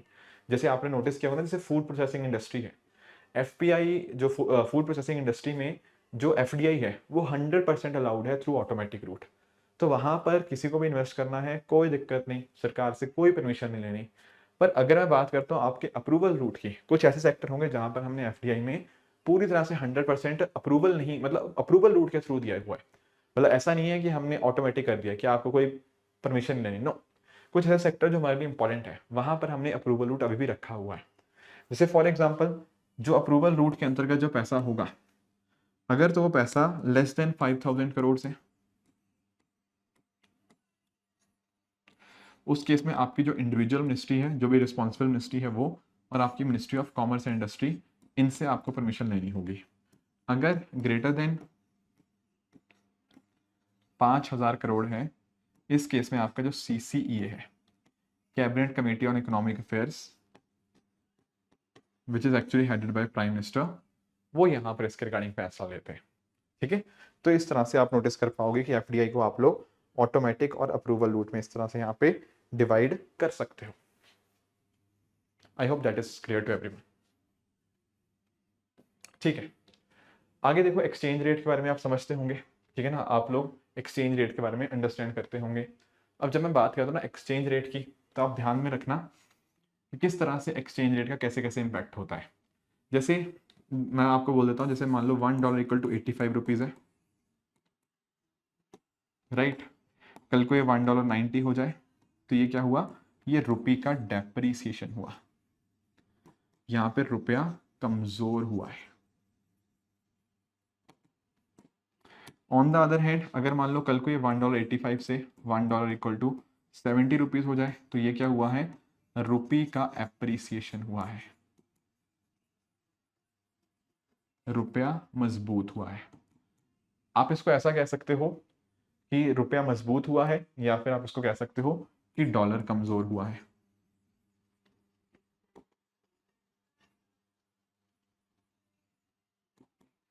इस केस में क्या बोलेंगे, यहां पे रुपया कमजोर हुआ है, या आप कह सकते हो कि डॉलर आपका,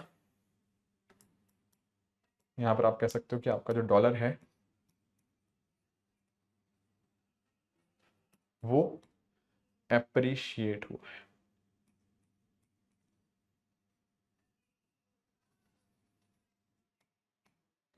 डॉलर आपका एप्रिशिएट हुआ है। तो इस तरह से आप इन टर्म्स को यहाँ पे देख सकते हो। अब आपको एग्जाम पर्सपेक्टिव से जो दो तीन चीजें ध्यान में रखनी है, सबसे पहले तो ये है कि अगर रुपया कमजोर होता है, if the rupee gets weaker, weaker का मतलब रुपया डेप्रिशिएट हुआ, ठीक है ना, या आप कह सकते हो कि डॉलर मजबूत हुआ। उस केस में पता क्या होता है, भारत से जो एक्सपोर्ट्स है ना वो सस्ते हो जाते हैं। मान लीजिए आपने कोई प्रोडक्ट बाहर भेजना था, वो 100 रुपए का था, पहले वो डॉलर्स में महंगा था, पर रुपए का कमजोर होने से अब वो बाहर वाली मार्केट में सस्ते में बिकेगा, यानी कि सस्ते कम डॉलर में अब आप उसको खरीद पाओगे। अब जब इंडिया से कोई प्रोडक्ट गया, डेप्रिसिएशन रुपए की हुई, उससे क्या हुआ, उससे वो प्रोडक्ट बाहर जाके सस्ता हो गया। बाहर जाके प्रोडक्ट अगर सस्ता हो गया तो बहुत ज़्यादा डिमांड हो जाएगी। इससे आपका एक्सपोर्टर जो होता है ना वो काफ़ी खुश हो जाता है, क्योंकि आप नोटिस करो उसको पैसा तो उसका रुपीस तो उतना ही मिल रहा है, पर बाहर जो है ना दूसरे देश में, वहां पर वो प्रोडक्ट सस्ता हो गया बिकॉज ऑफ रुपी डेप्रिसिएशन। तो इससे एक्सपोर्टर का प्रोडक्ट सस्ता हो जाएगा एंड उससे एक्सपोर्टर को फायदा होगा।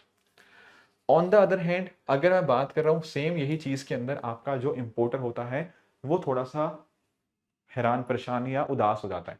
उसका रीजन क्या है भाई, अगर मान लो हमें बाहर से कोई सामान मंगाना था, हम तो डॉलर में पेमेंट करेंगे उसके रिगार्डिंग, तो पेमेंट करने की वजह से क्योंकि बीच में रुपया आपका कमजोर हो गया ना, अब हमें डॉलर के टर्म्स में ज्यादा, हमें डॉलर तो उतने लेने हैं पर रुपी हमें ज्यादा पेमेंट करनी पड़ेगी। तो इससे इंपोर्टर को नुकसान हो जाता है, इंपोर्टर के लिए वो वस्तु महंगी हो जाती है। सिंपली ध्यान रखो, रुपए के कमजोर होने से क्या हुआ, रुपए के कमजोर होने से आपका एक्सपोर्टर का जो प्रोडक्ट हुआ वो सस्ता हो गया, हमारे एक्सपोर्ट सस्ते हो जाते हैं और इंपोर्ट महंगे हो जाते हैं। ऑन द अदर हैंड अगर हम बात करें कि रुपया मान लीजिए अगर मजबूत हो जाता है, उस केस में हमारे एक्सपोर्ट्स महंगे हो जाएंगे, ठीक है, और इंपोर्ट क्या होते हैं वो सस्ते हो जाते हैं, ठीक है। तो उल्टा केस है, उल्टा केस है यहाँ पे। अच्छा अब आप लोग बताओ, आपने इतना तो समझ लिया कि अगर रुपया कमजोर होगा तो एक्सपोर्ट सस्ते हो जाएंगे, इंपोर्ट महंगे। अगर आपका रुपया मजबूत हुआ तो एक्सपोर्ट महंगे और इंपोर्ट सस्ते हो जाएंगे। ये बात भी बिल्कुल ठीक है, ये बात भी बिल्कुल ठीक है, पर पॉइंट दिमाग में यही आएगा कि यार ये तो चलो ठीक है, तो कल को अगर मान लीजिए, कल को अगर मान लीजिए कि हमारा रुपया कमजोर हुआ,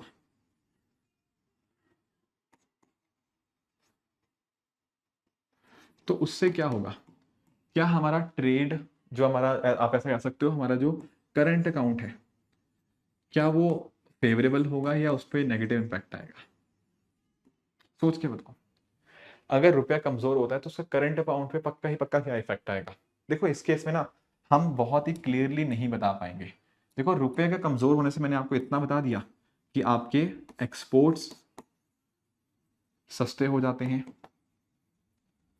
और इंपोर्ट आपके महंगे हो जाते हैं। ये बात तो हमेशा सही है, ये बात तो हमेशा सही है, पर आप इस बात को भी ध्यान से अंडरस्टैंड करिएगा कि अगर एक्सपोर्ट सस्ते हो रहे हैं तो हो सकता है हमारी डिमांड बढ़ जाए एंड उस केस में हमारा एक्सपोर्ट की टोटल वैल्यू बढ़ जाए। I completely agree with you. पर अगर मान लो इंपोर्ट महंगा हो गया है, इंपोर्ट अगर महंगा हो गया है तो हम कोशिश करेंगे कि चीज़ें कम इंपोर्ट करें क्योंकि महंगा हो चुका है। पर कई बार ऐसा हो सकता है ना, हमें कुछ इंपॉर्टेंट चीज़ें जो है इंपोर्ट करवानी है, जैसे क्रूड ऑयल हो गया, अगर महंगा भी है भाई तो भी इंपोर्ट कराना पड़ेगा। उस केस में हमारे जो इंपोर्ट कॉस्ट है वो बढ़ जाएगी। तो यानी कि ना, मतलब हमें ना क्लैरिटी नहीं है, हमें इतनी जरूर क्लैरिटी है कि एक्सपोर्ट सस्ते हो जाएंगे, इंपोर्ट महंगे हो जाएंगे, पर क्या उससे एक्चुअल में डिमांड बनी रहेगी नहीं बनी रहेगी, वी डोंट नो। क्या हम इंपोर्ट कम करवाने लग जाएंगे या हो सकता है इंपोर्ट कॉस्ट बढ़ जाए, इट इज ऑल्सो पॉसिबल। तो करंट अकाउंट हम 100% नहीं बता पाएंगे कि क्या करंट अकाउंट को फायदा ही होगा या करंट अकाउंट को नुकसान ही होगा। हो सकता है फायदा हो, ज्यादातर चांसेस फायदे के हैं। पता है क्यों? क्योंकि हमारे एक्सपोर्ट सस्ते हो जाएंगे तो हमारे प्रोडक्ट ज्यादा कॉम्पिटिटिव हो जाएंगे, हमारा प्रोडक्ट ज्यादा अच्छे से बाहर बिकेगा। बट कई बार ऐसा हो सकता है कि जब हम जरूरी चीजों को हम यहाँ पे इंपोर्ट करवा रहे हैं ना, उस केस में हमारी शॉर्ट टर्म के अंदर खासकर इंपोर्ट कॉस्ट बढ़ सकती है। एंड इनफैक्ट ना, हम लोग इसको जे कर्व के नाम से भी जानते हैं। कई बार ऐसा कुछ कर्व बनता है। होता क्या है ना कि जब आपका रुपया कमजोर हुआ, उससे शुरुआत में पता क्या होता है, शुरुआत में तो क्या हुआ आपका, क्योंकि आपका इंपोर्ट कॉस्ट बढ़ जाएगी तो शुरुआत में आपका करंट अकाउंट का के ऊपर नेगेटिव इंपैक्ट आएगा। पर धीरे धीरे जब आपकी प्रोडक्शन कॉस्ट मैनेज हो जाती है, आपके एक्सपोर्ट्स की डिमांड बढ़ने लग जाती है, तो आने वाले समय में हम एक्सपेक्ट करते हैं कि आगे जाके आपके जो एक्सपोर्ट्स हैं वो मैसिवली बूस्ट हो सकते हैं। तो नॉर्मली ऐसा देखा जाता है। तो कोई आपसे पूछे क्या ऑलवेज ऐसा होता है? नहीं, ऑलवेज नहीं होता। तो आपका करंट अकाउंट कभी बेहतर भी हो सकता है एंड थोड़ा खराब भी हो सकता है, डिपेंडिंग ऑन द फैक्ट कि कैसे एग्जैक्टली वो कंडीशंस वर्क करती हैं। चलो ये बात तो क्लियर हुई। बाकी कई बच्चों को नीड और रीड में बड़ी दिक्कत आती है। देखो बिल्कुल भी घबराने वाली बात नहीं है, बिल्कुल भी घबराने वाली कोई बात यहाँ पे है नहीं। देखो यहाँ पे नीड और रीड का मीनिंग बहुत सिंपल सा है। जैसे मान लेते हैं $1.85 के बराबर है। कल को हमने बोल दिया लेट्स से $1.90 हो गया। अब आपने यहाँ पे पता क्या कर दिया, आपने बोल दिया सर रुपया डेप्रिशिएट हुआ, है ना। फटाफट हमने बोल दिया, मैंने भी बोल दिया थोड़ी देर पहले। पर आप इसको एग्जाम्पल से एक बात समझना, आप लोग इस बात को एग्जाम्पल समझना। मान लो मैं एक एग्जाम्पल देता हूँ। जैसे अभी थोड़े दिन ही हुए हैं, विराट कोहली ने रिटायरमेंट लिया है, रोहित शर्मा मतलब रिटायरमेंट फ्रॉम टेस्ट क्रिकेट। तो इस तरह से हमारे बहुत सारे प्लेयर्स हैं। मैं आपको कुछ एग्जांपल दूं। जैसे मान लो रोहित शर्मा है, अगर हम लोग ना रोहित शर्मा को विराट कोहली से कंपैरिजन करें, अब मैं आपको एग्जांपल देता हूँ। मान लो रोहित शर्मा के पिछले मैच में भी स्कोर 50 था, इस मैच में भी लगभग 50 के आसपास, ये मान लो 52-55 इस तरह से है। अगले मैच में इसका स्कोर 55 है। अब हम इसको ऐसे देखेंगे, हमें लगेगा यार ठीक प्लेयर कर रहा है, ठीक खेल रहा है रोहित शर्मा। पर अगर हम विराट कोहली का देखेंगे, हम बोलेंगे यार विराट कोहली पहले 50 बना रहा था, अब वो 80 बना रहा है, अगले मैच में उसने 120 रन बना दिए। अब पता है यहाँ पे क्या होगा, जब आपने रोहित शर्मा को सिंपली देखा, आपने कहा यार रोहित शर्मा ठीक खेल रहा है। जब आपने विराट कोहली के साथ कंपैरिजन किया तो आप बोलने लग जाओगे यार रोहित शर्मा खराब खेल रहा है। पर आपने पता क्या किया, सिर्फ और सिर्फ विराट कोहली का परफॉर्मेंस देख के आपने बोल दिया कि रोहित शर्मा खराब खेल रहा है। बट क्या ये सही कंपैरिजन है? नो। अगर हमें रोहित शर्मा की वाकई परफॉर्मेंस देखनी है ना, तो हम बाकियों के साथ भी देखें। यार केएल राहुल ने कैसा खेला, आपके शुभमन गिल ने कैसा खेला, और भी जो अलग हमारे प्लेयर्स हैं, रविंद्र जडेजा, उन्होंने कैसा खेला, ये सबके साथ हम कंपैरिजन करेंगे। अगर हमें लगता है कि बाकी सब ने भी बढ़िया परफॉर्म किया पहले के मुकाबले, तब फिर हम बोलेंगे कि रोहित शर्मा खराब खेला। पर अगर ऐसा हो कि यार बाकी सब भी रोहित शर्मा की तरह ही खेल रहे हैं और सिर्फ विराट कोहली अच्छा खेल रहा है, तब हम बोलेंगे कि यार रोहित शर्मा की कोई गलती नहीं है।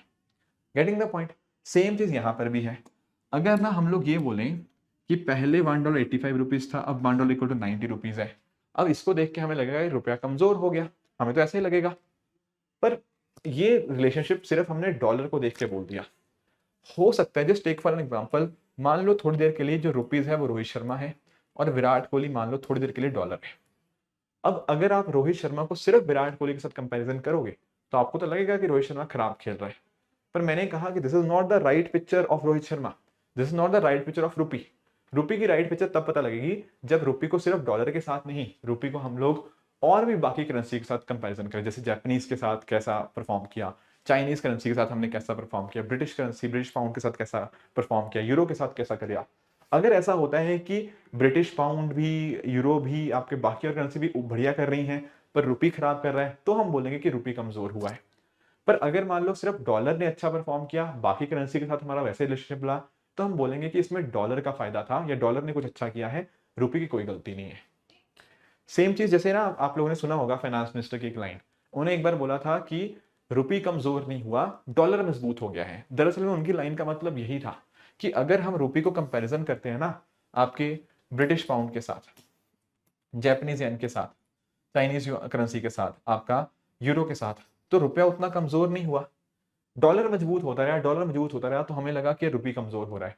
पर जब हमने रुपी की वैल्यू इन टर्म्स में देखी तो हमें पता लगा कि रुपी कमजोर हुआ ही नहीं। राइट?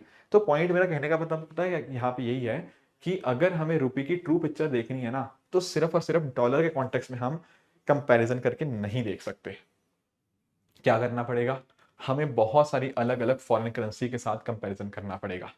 एंड इसी का नाम है नीर। नीर क्या है? It is a measure of value of currency against a weighted average of several foreign currencies. आप ना रुपये की वैल्यू डॉलर में भी देखो, रुपये की वैल्यू बाकी और करेंसीज में भी देखो, उसके हिसाब से फिर पता लगेगा कि रुपये की वैल्यू पहले के मुकाबले एप्रिशिएट हुई है, डेप्रिशिएट हुई है या वैसी ही रही है। तो नीर के कॉन्टेक्स्ट में या तो हम 6 करेंसीज को या 40 करेंसीज को लेते हैं। एंड कैसे लेते हैं? वेटेड एवरेज के बेसिस के ऊपर। जिस देश के साथ हम ज्यादा ट्रेड करते हैं उसकी ज्यादा इंपॉर्टेंस, जिस देश के साथ कम करते हैं उसकी कम इंपॉर्टेंस।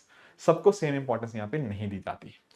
तो इन दी एंड पॉइंट पता क्या निकलता है? पॉइंट इन दी एंड ये निकलता है कि अगर हमें पहले के मुकाबले नीर बढ़ता हुआ देखने को मिला, इसका मतलब और कुछ नहीं, इसका मतलब यही है कि हमारा रुपया मजबूत हुआ है।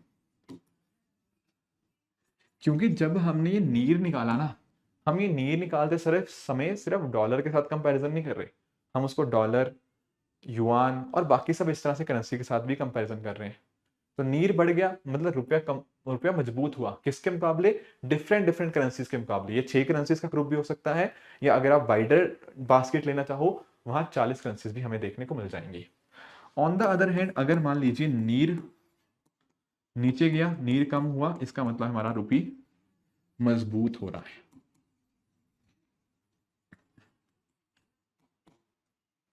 अगर आपको ये रिलेशनशिप समझ आ गया, आप ऑटोमेटिकली क्वेश्चंस कर लोगे। जैसे मैंने बताया ना, नीर का बढ़ना मतलब रुपए का मजबूत होना, और रुपए का मजबूत होना या रुपए का कमजोर होना, इनको तो हमने अभी डिस्कस कर लिया। जैसे रुपया कमजोर होगा तो आपके एक्सपोर्ट सस्ते होंगे, इंपोर्ट महंगे होंगे, एंड वाइस वर्सा इधर। तो अब कोई दिक्कत नहीं आनी चाहिए नीर और रीर के अंदर। नीर तो समझ लिया, फिर रीर क्या है? रीर में पता क्या करते हैं? रीर में हम लोग ना, आप नोटिस करो, अगर नीर है ना, नीर, अगर नीर को हम इन्फ्लेशन के साथ एडजस्ट कर देते हैं, ठीक है, क्योंकि आप एक बात अंडरस्टैंड करो, सेम वस्तु इंडिया में अलग दाम की है और सेम वस्तु आपकी यूएसए में अलग दाम की। जैसे इंडिया में अगर हम बात करें ना, मान लो मैकडी का बर्गर है, आप लोग बर्गर खाते हो मैकडी में, हो सकता है इंडिया में वो बर्गर 50 रुपए का मिल रहा हो, ठीक है। मैकालू टिक्की चलो आई थिंक उधर नहीं मिलती है बाकी देशों में, पर कोई बात नहीं। मान लो कोई एक बर्गर है इंडिया में 50 रुपए का मिलता है, हो सकता है सेम वही बर्गर यूएसए में $2 का मिले, राइट। अब $2 अगर आप वैसे नोटिस करोगे ना, तो $2 की वैल्यू लगभग 170 रुपए होगी। क्यों? $1.85। पर आप नोटिस कर पाओगे सेम वस्तु इंडिया में 50 रुपए की है और वहां पे $2 की है। तो एक्चुअल में पता क्या है कि इंडिया में वस्तुओं के दाम सस्ते हैं, इंडिया में प्रोडक्ट सस्ते हैं, इंडिया में उतनी महंगाई नहीं है एज कम्पेयर टू यूएसए। मतलब उधर सेम प्रोडक्ट खरीदना काफी महंगा पड़ता है, इंडिया में थोड़ा सस्ता पड़ता है। तो जब आप नीर के साथ इस तरह से महंगाई को एडजस्ट कर देते हैं, जो सामने निकल के आती है चीज, उसको हम बोलते हैं रीर, रियल इफेक्टिव एक्सचेंज रेट, ठीक है। एंड सेम कॉन्सेप्ट वही है, अगर नीर बढ़ा या रीर बढ़ा, इसका मतलब है रुपए का एप्रिशिएट होना, नीर का कम होना या रीर का कम होना, इसका मतलब क्या है? आपका रुपए का डेप्रिशिएट होना। तो नीर और रीर में अंतर क्या है? बस केवल और केवल महंगाई का, केवल महंगाई का यहाँ पे आपको दोनों में अंतर देखने को मिलता है, जो हमने यहाँ पे डिस्कस कर भी लिया, ठीक है। आगे ना कुछ बच्चों को थोड़ी फाइनेंशियल मार्केट में दिक्कत आती है, थोड़ा सा मैं यहाँ पे चाहता था कि आप लोगों के साथ ना फाइनेंशियल मार्केट के कुछ कॉन्सेप्ट भी डिस्कस कर दूं। सबसे पहली बात तो आपको ध्यान में रखनी है कि फाइनेंशियल मार्केट को हम 2 तरह से डिवाइड कर सकते हैं। एक होती है आपकी मनी मार्केट, दूसरी होती है आपकी कैपिटल मार्केट। ध्यान से अंडरस्टैंड करना, ये फाइनेंशियल मार्केट का क्लासिफिकेशन है टेन्योर के बेसिस के ऊपर। अगर मान लो 1 साल से कम का समय है, शॉर्ट टर्म के लिए है, वो मनी मार्केट में आएगा। 1 साल से ज्यादा का समय है तो उसको हम लॉन्ग टर्म के अंदर यहाँ पे कॉन्ट्रीब्यूट करेंगे। पर पता है अंतर क्या है दोनों में, कैसे हम यहाँ पे क्लासीफाई करते हैं? देखो, जैसे कई बार पता क्या होता है, हमें कुछ समय के लिए, छोटे समय के लिए पैसा चाहिए होता है। छोटे समय के लिए पैसा क्यों चाहिए होगा? हमारी डे टू डे रिक्वायरमेंट्स, हमारी ऑपरेशनल रिक्वायरमेंट्स के लिए। जैसे मान लो एक कंपनी को पैसा चाहिए या सरकार को पैसा चाहिए, सरकार को पता है कि कुछ महीने के बाद उसके पास पैसा आ जाएगा, पर आज उसके पास पैसा नहीं है। तो there is a kind of a temporary mismatch. आपके पास 2 3 4 महीने बाद पैसा आ जाएगा, पर आज आपके पास पैसा नहीं है। तो ऐसा नहीं है कि आप कुछ बहुत बड़ा करना चाह रहे हो, बट आपको ये मिसमैच जो हुआ ना, इसको आप पूरा करना चाह रहे हो। ये जो मिसमैच पूरा करने के लिए जो पैसा या मार्केट जो होती है इन्वॉल्वमेंट, उसको मनी मार्केट बोलते हैं। एंड ये ऑपरेशनल रिक्वायरमेंट्स को पूरा करने में मदद करता है, जो डे टू डे रिक्वायरमेंट्स होती हैं। ध्यान में रखना कि ये आरबीआई इसका रेगुलेटर होता है। आपके जो भी मनी मार्केट इन्वेस्टमेंट्स होंगे उनको रेगुलेट कौन करेगा? Reserve Bank of India. And it is less risky in nature. क्यों? क्योंकि भाई जो पर्टिकुलर प्रोडक्ट या जो पर्टिकुलर चीजें कम समय के लिए, छोटे समय के लिए इशू करी जा रही हैं, वो कंपैरेटिवली कम रिस्की हमें देखने को मिलती है। ऑन द अदर हैंड, अगर मान लीजिए जो टेन्योर है वो 1 साल से ज्यादा क्या है, लंबे समय के लिए है, उसको हम बोलेंगे क्या? Capital market. एंड ये जो चीज करी जा रही है ना कैपिटल मार्केट की, ये डे टू डे रिक्वायरमेंट्स के लिए नहीं है, ये एक्सपैंड करने के लिए है। मान लीजिए मुझे अपना बिजनेस एक्सपैंड करना है, तो वो चीजें मैं जहां पे करूंगा वो कैपिटल मार्केट के अंदर आएगा। एंड इंपॉर्टेंट पॉइंट इज कि यहाँ पर कैपिटल मार्केट का जो रेगुलेटर है वो securities and exchange board of India से भी हमें देखने को मिल जाएगा। ध्यान रखना कि ये ज्यादा रिस्की होती है, जैसे फॉर एग्जांपल शेयर्स। क्यों? क्योंकि लंबे समय के लिए ना ये, तो it is likely to be more riskier as compare to your money market. तो ये टेन्योर के बेसिस के ऊपर आप इस तरह से फाइनेंशियल मार्केट को मनी मार्केट और कैपिटल मार्केट के अंदर डिवाइड कर सकते हो। सबसे पहले हम अंडरस्टैंड करते हैं मनी मार्केट के बारे में। एक्चुअली यही हमें थोड़ा आज के सेशन में ज्यादा अंडरस्टैंड करना है। मनी मार्केट के अंदर आप ध्यान में रखिएगा, पैसा रेस करना है शॉर्ट टर्म के लिए, ऑपरेशन रिक्वायरमेंट्स के लिए, 1 साल से कम समय के लिए, रिजर्व बैंक ऑफ इंडिया यहाँ पे रेगुलेटर रहेगा। ये सारे पॉइंटर्स आपको सबके साथ क्लियर होने चाहिए। जैसे कौन यहाँ पे पैसा रेस कर सकता है मनी मार्केट के थ्रू? हो सकता है सरकार को पैसा चाहिए हो सकता है हमारे फाइनेंशियल इंस्टीट्यूशंस हो सकता है आपकी जो कॉर्पोरेट्स होते हैं, आपकी कंपनीज हो सकती हैं, हो सकता है उनको पैसा चाहिए हो। चलो बहुत बढ़िया। अब पॉइंट ये अंडरस्टैंड करना कि अगर सरकार को पैसा चाहिए तो यहाँ पर 3 अलग अलग ऑप्शन है। एक है आपका वेज एंड मीन्स एडवांसेस, एक है ट्रेजरी बिल्स, और एक हो गया आपका कैश मैनेजमेंट बिल्स। कहने का मतलब क्या मैंने बताया ना, या तो सरकार हो सकता है, या आपका फाइनेंशियल इंस्टीट्यूशंस, या कॉर्पोरेट्स। सरकार के अंतर्गत ये 3 चीजें हैं, WMA, T bills and cash management bills. Let us try and understand one by one. देखो अब मैं बात करता हूँ ना आपकी टी बिल्स की, ट्रेजरी बिल्स की अगर मैं बात करूँ, तो आपको सबसे पहली बात तो ध्यान में रखनी है कि यहां पर क्या होगा ना, ये केवल और केवल आपके सेंट्रल गवर्नमेंट के द्वारा इशू किए जाते हैं। They are only issued by the central government. ठीक है, ओके। होता पता क्या है, प्लीज ट्राई टू अंडरस्टैंड। जैसे यहाँ पे ना एक चीज मेंशन भी है, यहाँ पर आपको एक पिक्चर देखने को मिल जाएगी। इसमें आप आई होप देख पा रहे होंगे कि यहाँ पर मेंशन है इशू डेट, कब इस डेट को इशू किया गया। यहाँ पर आपको एक डेट मिली जाएगी और यहाँ पे लिखा होगा ड्यू एंड पेएबल, यहाँ पर आपको पेएबल डेट है और यहाँ पर इसकी वैल्यू लिखी हुई है, ये है $1,00,000 का। ऐसे सेम रुपीज के लिए होता है। तो एक्चुअली पता क्या हुआ, इसका मतलब पता क्या है, आप ना ये वाली आपने पता क्या किया होगा, मान लेते हैं मैं आपको इसको ना 100 मान लो, 100 रुपीज, ठीक है। हुआ पता क्या होगा, जब ये वाली डेट आएगी ड्यू एंड पेएबल, मान लेते हैं 6 महीने बाद की डेट है, इस दिन आपको 100 रुपीज मिलेंगे। बट आज के दिन आपने क्या पे किया होगा, क्या 100 पे किया होगा? नो, 100 से कम पे किया होगा। कितना? मान लेते हैं 95 रुपीज। एक्चुअली में अंडरस्टैंड करो, आपने 95 रुपए दिए, आज आपको 6 महीने बाद 100 रुपीज मिल गए, तो क्या आपकी यहाँ पे कमाई हुई? बिल्कुल हुई। पर ऐसा मत समझना कि यहाँ पर आपको बीच में कोई कूपन मिल रहे हैं, कूपन का भी अभी पॉइंट डिस्कस करूंगा। तो इस तरह से पॉइंट है, बट आप ध्यान में रखिएगा कि 100 रुपए वाली चीज को सस्ते में इशू किया गया है, इसी को हम क्या बोलते हैं, it is called as issued at a discount. क्या बोलते हैं इसको? इसको बोलते हैं इशूड एट अ डिस्काउंट। तो इंपॉर्टेंट बात आपको क्या ध्यान में रखनी है, आपको ध्यान में रखना है ये होता है ट्रेजरी बिल्स। केवल और केवल सेंट्रल गवर्नमेंट इसको इशू करेगी, ना कि स्टेट गवर्नमेंट। तो यानी कि सेंट्रल गवर्नमेंट को पैसा चाहिए था, उसने पैसा ले लिया, एंड इस तरह से कुछ टाइम बाद, 6 महीने बाद मान लीजिए, उसने पैसा रिटर्न कर दिया। तो ये होता है ट्रेजरी बिल्स। अब ये फ्रीली ट्रांसफरेबल होते हैं, इसको नेगोशिएबल इंस्ट्रूमेंट बोलते हैं। ये डिस्काउंट पे इशू करते हैं, मैंने आपको बता दिया, वो 100 उसकी फेस वैल्यू थी, उससे सस्ते में यहाँ पे इसको इशू किया गया। इनके ऊपर कोई इंटरेस्ट पे नहीं होता। अब कोई बच्चा बोलेगा सर 95 का खरीदा आपने, 100 का मतलब 100 आपको मिल गए तो इंटरेस्ट ही तो हुआ। नो, इसको हम इंटरेस्ट नहीं बोलेंगे, we call it as they are issued at discount. ये अनसिक्योर्ड होते हैं, सरकार आपको बदले में कुछ भी गिरवी यहाँ पे नहीं रखती है। वैसे देखो ये मोस्टली आपको 91 डेज, 182 डेज, 364 डेज के होते हैं, बट आपको 14 डेज के भी अब आपको देखने को मिल जाएंगे। तो ये है short term debt instrument treasury bills.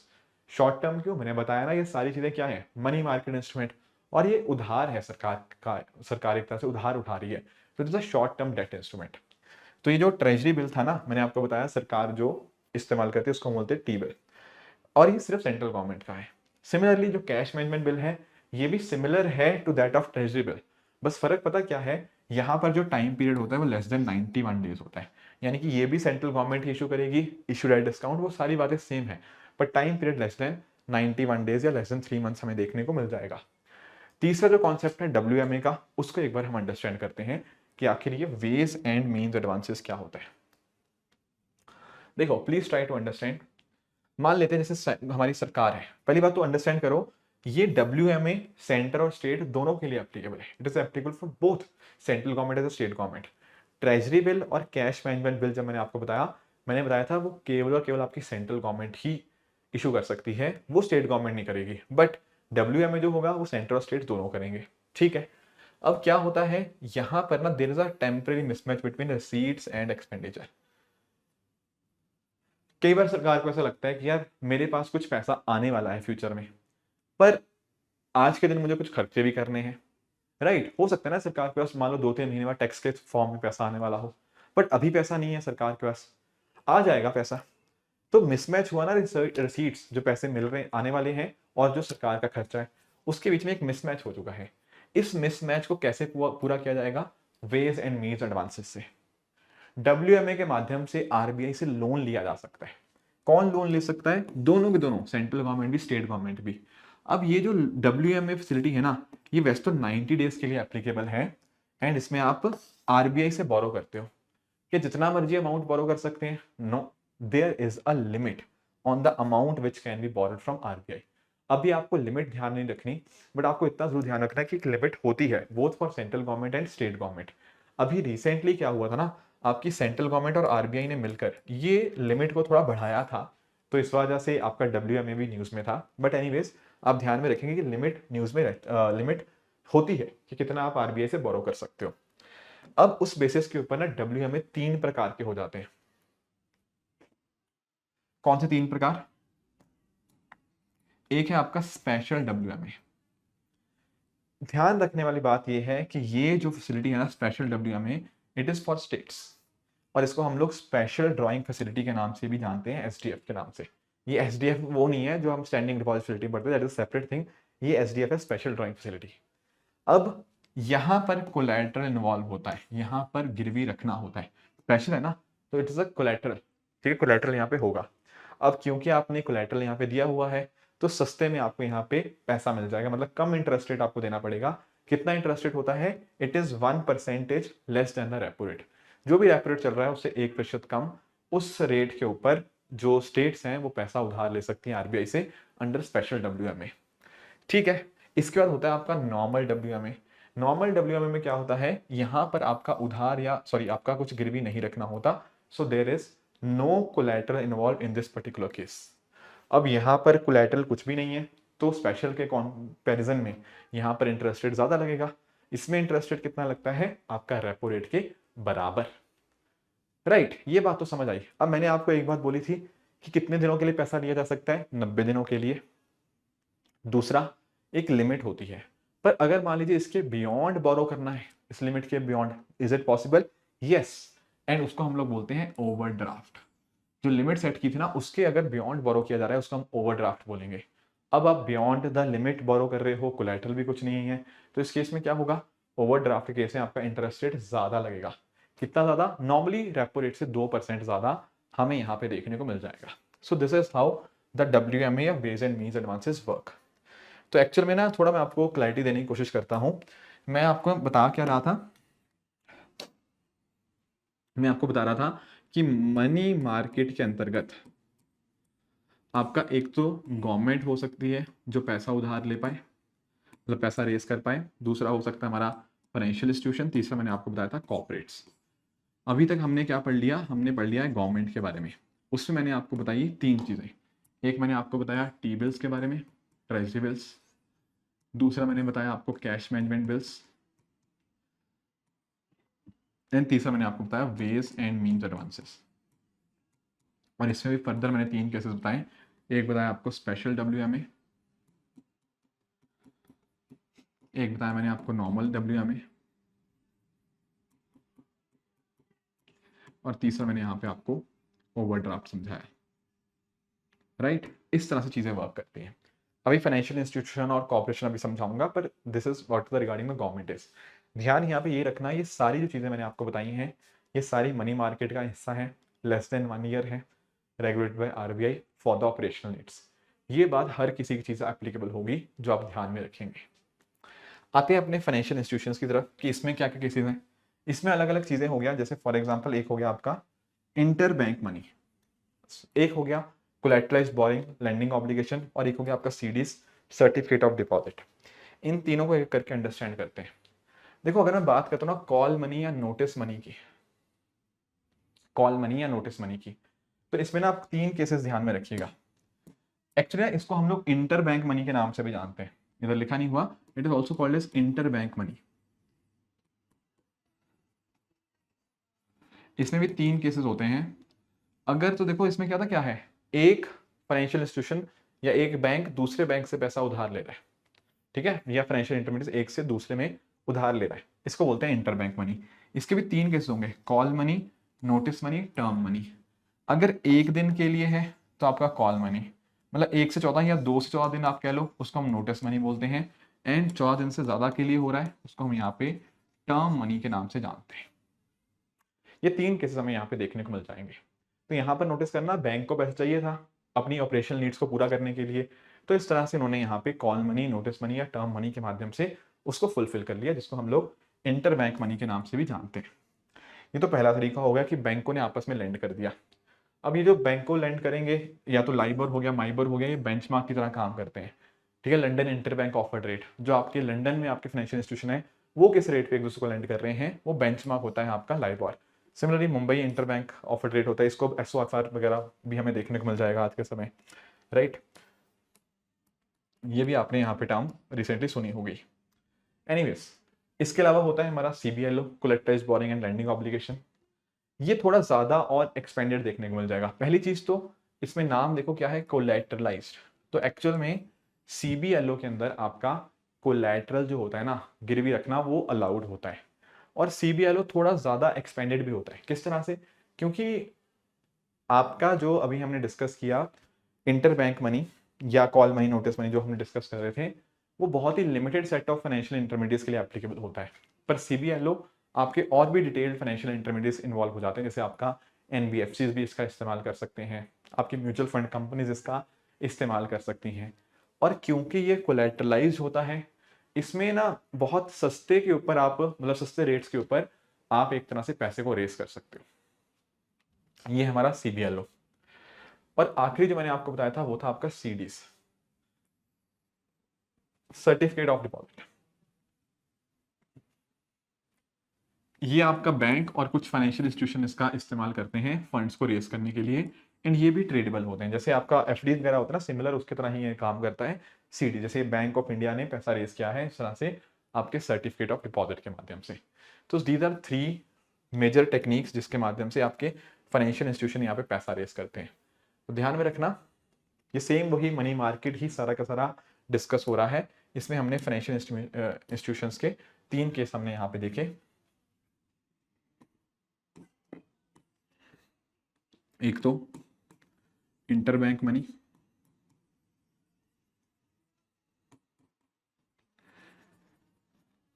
दूसरा हो गया आपका सीबीएलओ, तीसरा हो गया आपका सर्टिफिकेट ऑफ डिपॉजिट। अब हम आ जाते हैं अपने कॉर्पोरेट्स की तरफ कि कॉर्पोरेट्स के पास क्या क्या टेक्निक्स हैं ऐसा रेस करने की। तो आपको यहाँ पे 2 चीजें डेफिनेटली पता होनी चाहिए। एक है आपका CPs, that is your commercial papers, और दूसरा है आपका यहाँ पे बिल ऑफ एक्सचेंज है, जिनको हम लोग कमर्शियल बिल के नाम से भी जानते हैं। इसको भी समझ लेते हैं कि कमर्शियल पेपर क्या होते हैं। देखो कमर्शियल पेपर जिसको हम सीपी के नाम से जानते हैं ना, तो सीपी आपके अनसिक्योर्ड प्रोमिसरी नोट होते हैं। सबसे इंपॉर्टेंट पॉइंट क्या है, these are unsecured, these are unsecured, ये बात ध्यान में रखिएगा। यानी कि मान लीजिए किसी कंपनी को पैसा रेज करना है, तो बिना कुछ गिरवी रखे हुए वो पैसा रेज करता है यूजिंग कमर्शियल पेपर्स। और ये कौन इशू कर रहा है, कॉर्पोरेट, क्योंकि मैं बात कर रहा हूँ कॉर्पोरेट्स की तो हम मनी मार्केट इंस्ट्रूमेंट्स पढ़ रहे हैं ना, तो कॉर्पोरेट इसको इशू करता है। और ये भी फेस वैल्यू के डिस्काउंट पे ही इशू होते हैं, शॉर्ट टर्म लोन पर्पस के लिए होते हैं। पर आप ध्यान में रखिएगा, कमर्शियल पेपर सारे के सारे कॉर्पोरेट्स नहीं इशू कर सकते। आप लोगों ने ना क्रेडिट रेटिंग एजेंसीज वाला टॉपिक पढ़ा होगा। जैसे आपने दुनिया की 3 सबसे बड़ी CRA सुनी होंगी, जैसे आपका मूडीज है, S&P है, आपका फिच है। इनके बारे में आई एम वेरी श्योर आप सबने सुना होगा। ऐसे भी और इंडिया में भी आपको क्रिसिल हो गया, इकरा हो गया, केयर हो गया, बहुत सारी आपको इस तरह से इंडिया में भी क्रेडिट रेटिंग एजेंसीज देखने को मिल जाती हैं। तो दरअसल में ना ये है क्रेडिट रेटिंग एजेंसीज, इनको रेगुलेट कौन करता है? हमारा security and exchange board of India. जैसे भारत में जो आपको CRAs हैं उनको रेगुलेट आपका सेबी करता है, ठीक है। अब मैं जो बात कह रहा था कि जो कमर्शियल पेपर्स हैं वो सारे के सारे आपके कॉर्पोरेट्स नहीं इशू कर सकते। तो कौन इशू करेंगे? सिर्फ वही जिनकी क्रेडिट रेटिंग अच्छी है, which have a good credit rating, सिर्फ वही कंपनीज इनको इशू कर पाएंगी। क्यों? ऐसा क्यों? क्योंकि देखो यार, मान लो कोई कॉर्पोरेट है, उसकी रेटिंग अच्छी नहीं है एंड उसने मान लो इस तरह से अपना CP इशू कर दिया और ये तो अनसिक्योर्ड है, तो इस वजह से ये काफ़ी ज़्यादा रिस्की हो जाता है। रिस्की होने की वजह से जो कहीं ना कहीं इन्वेस्टर है उनको काफ़ी दिक्कत आ सकती है। तो हम बोलते हैं कि यार यहाँ पे ये सिर्फ वही आपके कॉर्पोरेट्स को इशू कर पाएंगे जो जो क्या है, जो क्रेडिट वर्दी है, जिनकी क्रेडिट रेटिंग यहाँ पे हमें अच्छी देखने को मिलेगी। तो CPs का भी आप ध्यान में रखेंगे। एंड आगे अगर मैं बात करूं तो यहाँ पर आप नोटिस कर पाओगे बिल ऑफ एक्सचेंज की या कमर्शियल बिल्स की बात कर लें। यहाँ पर भी क्या होता है ना, यहाँ पर आप कंपनीज ही इनको यहाँ पे इशू करती हैं, ठीक है ना। तो जैसे बिल डिस्काउंटिंग का प्रोसेस आपने सुना होगा। जैसे इसमें पता क्या होता है, एक होता है आपका यहाँ पे सेलर और इधर आपका कस्टमर हो गया या बायर हो गया। एग्जाम्पल लेना कि मान लो ना इस सेलर ने, मान लो मैं आपको ना टीवी की बात करता हूँ, ये टीवी बनाता है और ये टीवी खरीदेगा, पर ये टीवी आज तो इसने ले लिए पर इसके पास पैसा नहीं है। पता है क्यों? ये शोरूम वाला है, ये आगे जाके टीवी बेचेगा, फिर लोगों से पैसा इकट्ठा होगा, लोगों से जब पैसा इकट्ठा होगा तब जाके ये इसको पैसा वापस कर पाएगा। पर आप नोटिस करो, अगर ऐसा हुआ तो ये तो बहुत परेशानी में आ जाएगा। क्यों परेशानी में आ जाएगा? क्योंकि आप अंडरस्टैंड करो कि इसको तो पैसा आज चाहिए, इसको आगे के ऑर्डर भी करने हैं। ऐसे थोड़ी कि 2 महीने तक रुका रहेगा कि इसके ग्राहक जो है इसको पैसा देंगे फिर ये इसको पैसा देगा, तब तो बड़ी दिक्कत आ जाएगी। तो क्यों ना ऐसा करें, यहाँ पर ये पता क्या करेगा, ये एक बिल ऑफ एक्सचेंज ड्रॉ करेगा। अब ये बीच में बैंक आ जाएगा। बैंक क्या करेगा? बैंक मान लो 10,000 रुपये देने थे ना इसको, अब ये इसको 9,000 दे देगा बैंक, और आगे जाके 2 महीने बाद यहाँ पर बैंक जो होगा उससे 10,000 रुपये कलेक्ट कर लेगा। तो फायदा देखो क्या हुआ, इसके पास अभी पैसा नहीं था पर 2 महीने बाद पैसा आ जाएगा, ठीक है। तो इसको तभी देना पड़ रहा है पैसा, इसको पैसों की आज जरूरत थी, हाँ ठीक है 10,000 नहीं मिला 9,000 मिला, पर पैसा आज मिल गया, आगे काम ये कंटिन्यू कर सकता है। बैंक का एक तरह से बीच में कुछ कमीशन हो गया जिसको हम लोग डिस्काउंट रेट के नाम से जानते हैं। सो this is how things work. अब कुछ बच्चे कह रहे होंगे सर इसमें तो इसका लॉस हो गया। देखो, वो आपस में लॉस कैसे बियर करना है वो सेलर और बायर आपस में तय कर लेंगे, ठीक है। हो सकता है इनका बीच में कुछ कॉन्ट्रैक्ट हो, पर इस तरह से पैसे की जरूरत थी ना, तो ये बिल ऑफ एक्सचेंज के माध्यम से, या जिनको हम ट्रेड बिल या कमर्शियल बिल के नाम से जानते हैं, उसके माध्यम से इन्होंने पैसे की वो जो पूर्ति थी वो यहाँ पे कर ली है। So this is how things work in this particular case. तो ध्यान में रखिएगा, ये जो मैंने आपके साथ तरीके डिस्कस किए कॉर्पोरेट्स के लिए, इनमें आप लोग कमर्शियल पेपर और कमर्शियल बिल को यहाँ पे आप नोट कर सकते हैं, राइट। तो ये सब अलग अलग चीज़ें हमने यहाँ पे डिस्कस करी। अगर आप कुछ क्वेश्चन प्रैक्टिस करना चाहते हैं, मैंने कुछ स्लाइड्स के अंदर दे भी दिए हैं। जैसे यूपीएससी ने 2024 में बहुत ही आसान क्वेश्चन पूछा था कि जो CBLO है ना, CBLO ये दरअसल में किस चीज़ का आपका इंस्ट्रूमेंट है। तो बहुत आराम से अब तो आप कह पाओगे कि सर CBLO तो हमारा मनी मार्केट इंस्ट्रूमेंट है। हमने बहुत डिटेल में इसको यहाँ पे अंडरस्टैंड किया भी है, collateralised boring and lending obligation, ठीक है। तो इस तरह से एक क्वेश्चन 2020 में भी आया था, इसको भी आप कर सकते हैं। जैसे कमर्शियल पेपर की बात करें तो क्या ये शॉर्ट टर्म होता है? हाँ भाई, मनी मार्केट में पड़ा है। क्या ये अनसिक्योर्ड होता है? यस। तो पहला तो बिल्कुल ठीक है। CDs की बात करें, सर्टिफिकेट ऑफ डिपॉजिट, ये लॉन्ग टर्म तो बिल्कुल नहीं होता और ये बैंक्स आपके इशू करते हैं, तो सेकंड आपका गलत हो गया। तीसरा कॉल मनी, क्या ये शॉर्ट टर्म है? हाँ बिल्कुल, हमने देखा ना, call money, notice money, term money और इंटर बैंक ट्रांजेक्शन के लिए इस्तेमाल होते हैं, ये भी बिल्कुल ठीक है। एक चौथा स्टेटमेंट यहाँ पे, वैसे तो आंसर आपका आ ही गया होगा, अगर आप सेकंड को एलिमिनेट कर दोगे आपका मोटा मोटा आंसर आ चुका है ऑप्शन नंबर C, बट फिर भी मैं फोर्थ बता दूं, फोर्थ क्यों गलत है। जीरो कूपन बॉन्ड्स, देखो जब मैंने आपको बताया था ना कि जैसे हम ट्रेजरी बिल्स की बात कर रहे थे, तो 95 रुपीज़ हमने आज दिए थे, 100 रुपीज़ को मिल जाएंगे। ये है इशूड एट डिस्काउंट, डिस्काउंट पे इशू किया, यहाँ बीच में कोई कूपन नहीं मिल रहा। पर अगर मान लो मैं आपको ऐसे बोलता हूँ कि आपने मान लो 3 साल का बॉन्ड लिया, अगर वो आपका कैपिटल मार्केट में आएगा, पर मान लो अगर आपने 3 साल का बॉन्ड खरीदा, मान लो आपने आज 100 रुपये अपनी जेब से दिया था और आपको 3 साल बाद मान लो 100 रुपये मिलेंगे। आपके पास ना इस तरह से एक बॉन्ड है, उसके ऊपर लिखा है 100 रुपीज़, 3 years 10%। अगर ऐसा कुछ मेंशन है ना, तो पता क्या होगा, आपने 100 रुपये यहाँ पे डाला, 3 साल बाद 100 रुपये मिलेगा, बट आपको यहाँ पे कूपन भी मिलते हैं। 1 साल के बाद ये 100 का 10%, यानी कि 10 रुपये आपको मिल जाएंगे। दूसरे साल के एंड में 10 रुपये मिल जाएंगे, तीसरे साल के एंड में 10 रुपये मिल जाएंगे, और 3 साल के बाद इसका बॉन्ड की मेच्योरिटी हो जाएगी, तो 3 साल यहाँ पे कंप्लीट, राइट। तो ये जो 10 रुपये 10 रुपये 10 रुपये मिले ना, इनको हम बोलते हैं कूपन्स। क्या बोलेंगे इनको हम? कूपन। अब अगर नाम है जीरो कूपन बॉन्ड, तो भाई इसमें कुछ इंटरेस्ट वगैरह नहीं होता है, इसीलिए फोर्थ स्टेटमेंट भी आपका यहाँ पे इनकरेक्ट हो जाएगा। ठीक है, तो 1 and 3rd statement is the right answer. मैंने कुछ और भी क्वेश्चन यहाँ पे डाले हुए हैं आपकी इस पर्टिकुलर पीपीटी के अंदर, तो उनको भी आप गो थ्रू कर सकते हो। बाकी जैसे मैंने आपको लेक्चर की स्टार्टिंग में आपको बताया था ना, आपको ये जो पीडीएफ है आपको मेरे Telegram channel Rishabh Sharma sir PW में अपलोड कर दूंगा, वहां पर जाकर आप इसकी पीडीएफ डाउनलोड करके अगर आप रिवीजन करना चाहते हो तो वो भी आप कर सकते हो। बाकी जैसा मैंने आपको लेक्चर की स्टार्टिंग में बताया था, कुछ क्वेश्चन हर साल यूपीएससी में अजीब आते हैं, ध्यान रखना वो अजीब क्वेश्चन सिलेक्शन नहीं डिटर्मिन करते, राइट। इजी क्वेश्चंस में अगर आप गड़बड़ नहीं करोगे, मॉडरेट क्वेश्चंस को कर लोगे, और हार्ड क्वेश्चन कोई आ भी गया उसको आप छोड़ भी दोगे, तो कोई ऐसी बड़ी बात नहीं है। क्योंकि कट ऑफ देखो, अगर पेपर टफ आएगा कट ऑफ ऑटोमेटिकली नीचे चली जाएगी, पेपर आसान आएगा तो कट ऑफ ऊपर चली जाएगी। तो पहले से कोई मिसकंसेप्शन लेके मत चलो कि यार इतने अटेम्प्ट करने हैं, ऐसे अटेम्प्ट करने हैं, नो। आपको अकॉर्डिंगली एग्जाम की डिफिकल्टी लेवल के हिसाब से थोड़ा बहुत ऊपर नीचे अटेम्प्ट करना पड़ सकता है, उसके लिए आप रेडी रहिएगा। और बिल्कुल भी घबराना नहीं है ड्यूरिंग द एग्जाम, जितना कॉन्फिडेंटली आप एग्जाम को अटेम्प्ट करेंगे उतना ही अच्छे मार्क्स आपके आने की संभावना है, राइट दोस्तों। तो ये थी हमारी आज की डिस्कशन। इसी तरह से आप सब लोग अपने एंड पे हार्डवर्क करते रहिए। Thank you so much for joining. I wish you the very very best for prelims 2025। Keep working hard. Thank you so much.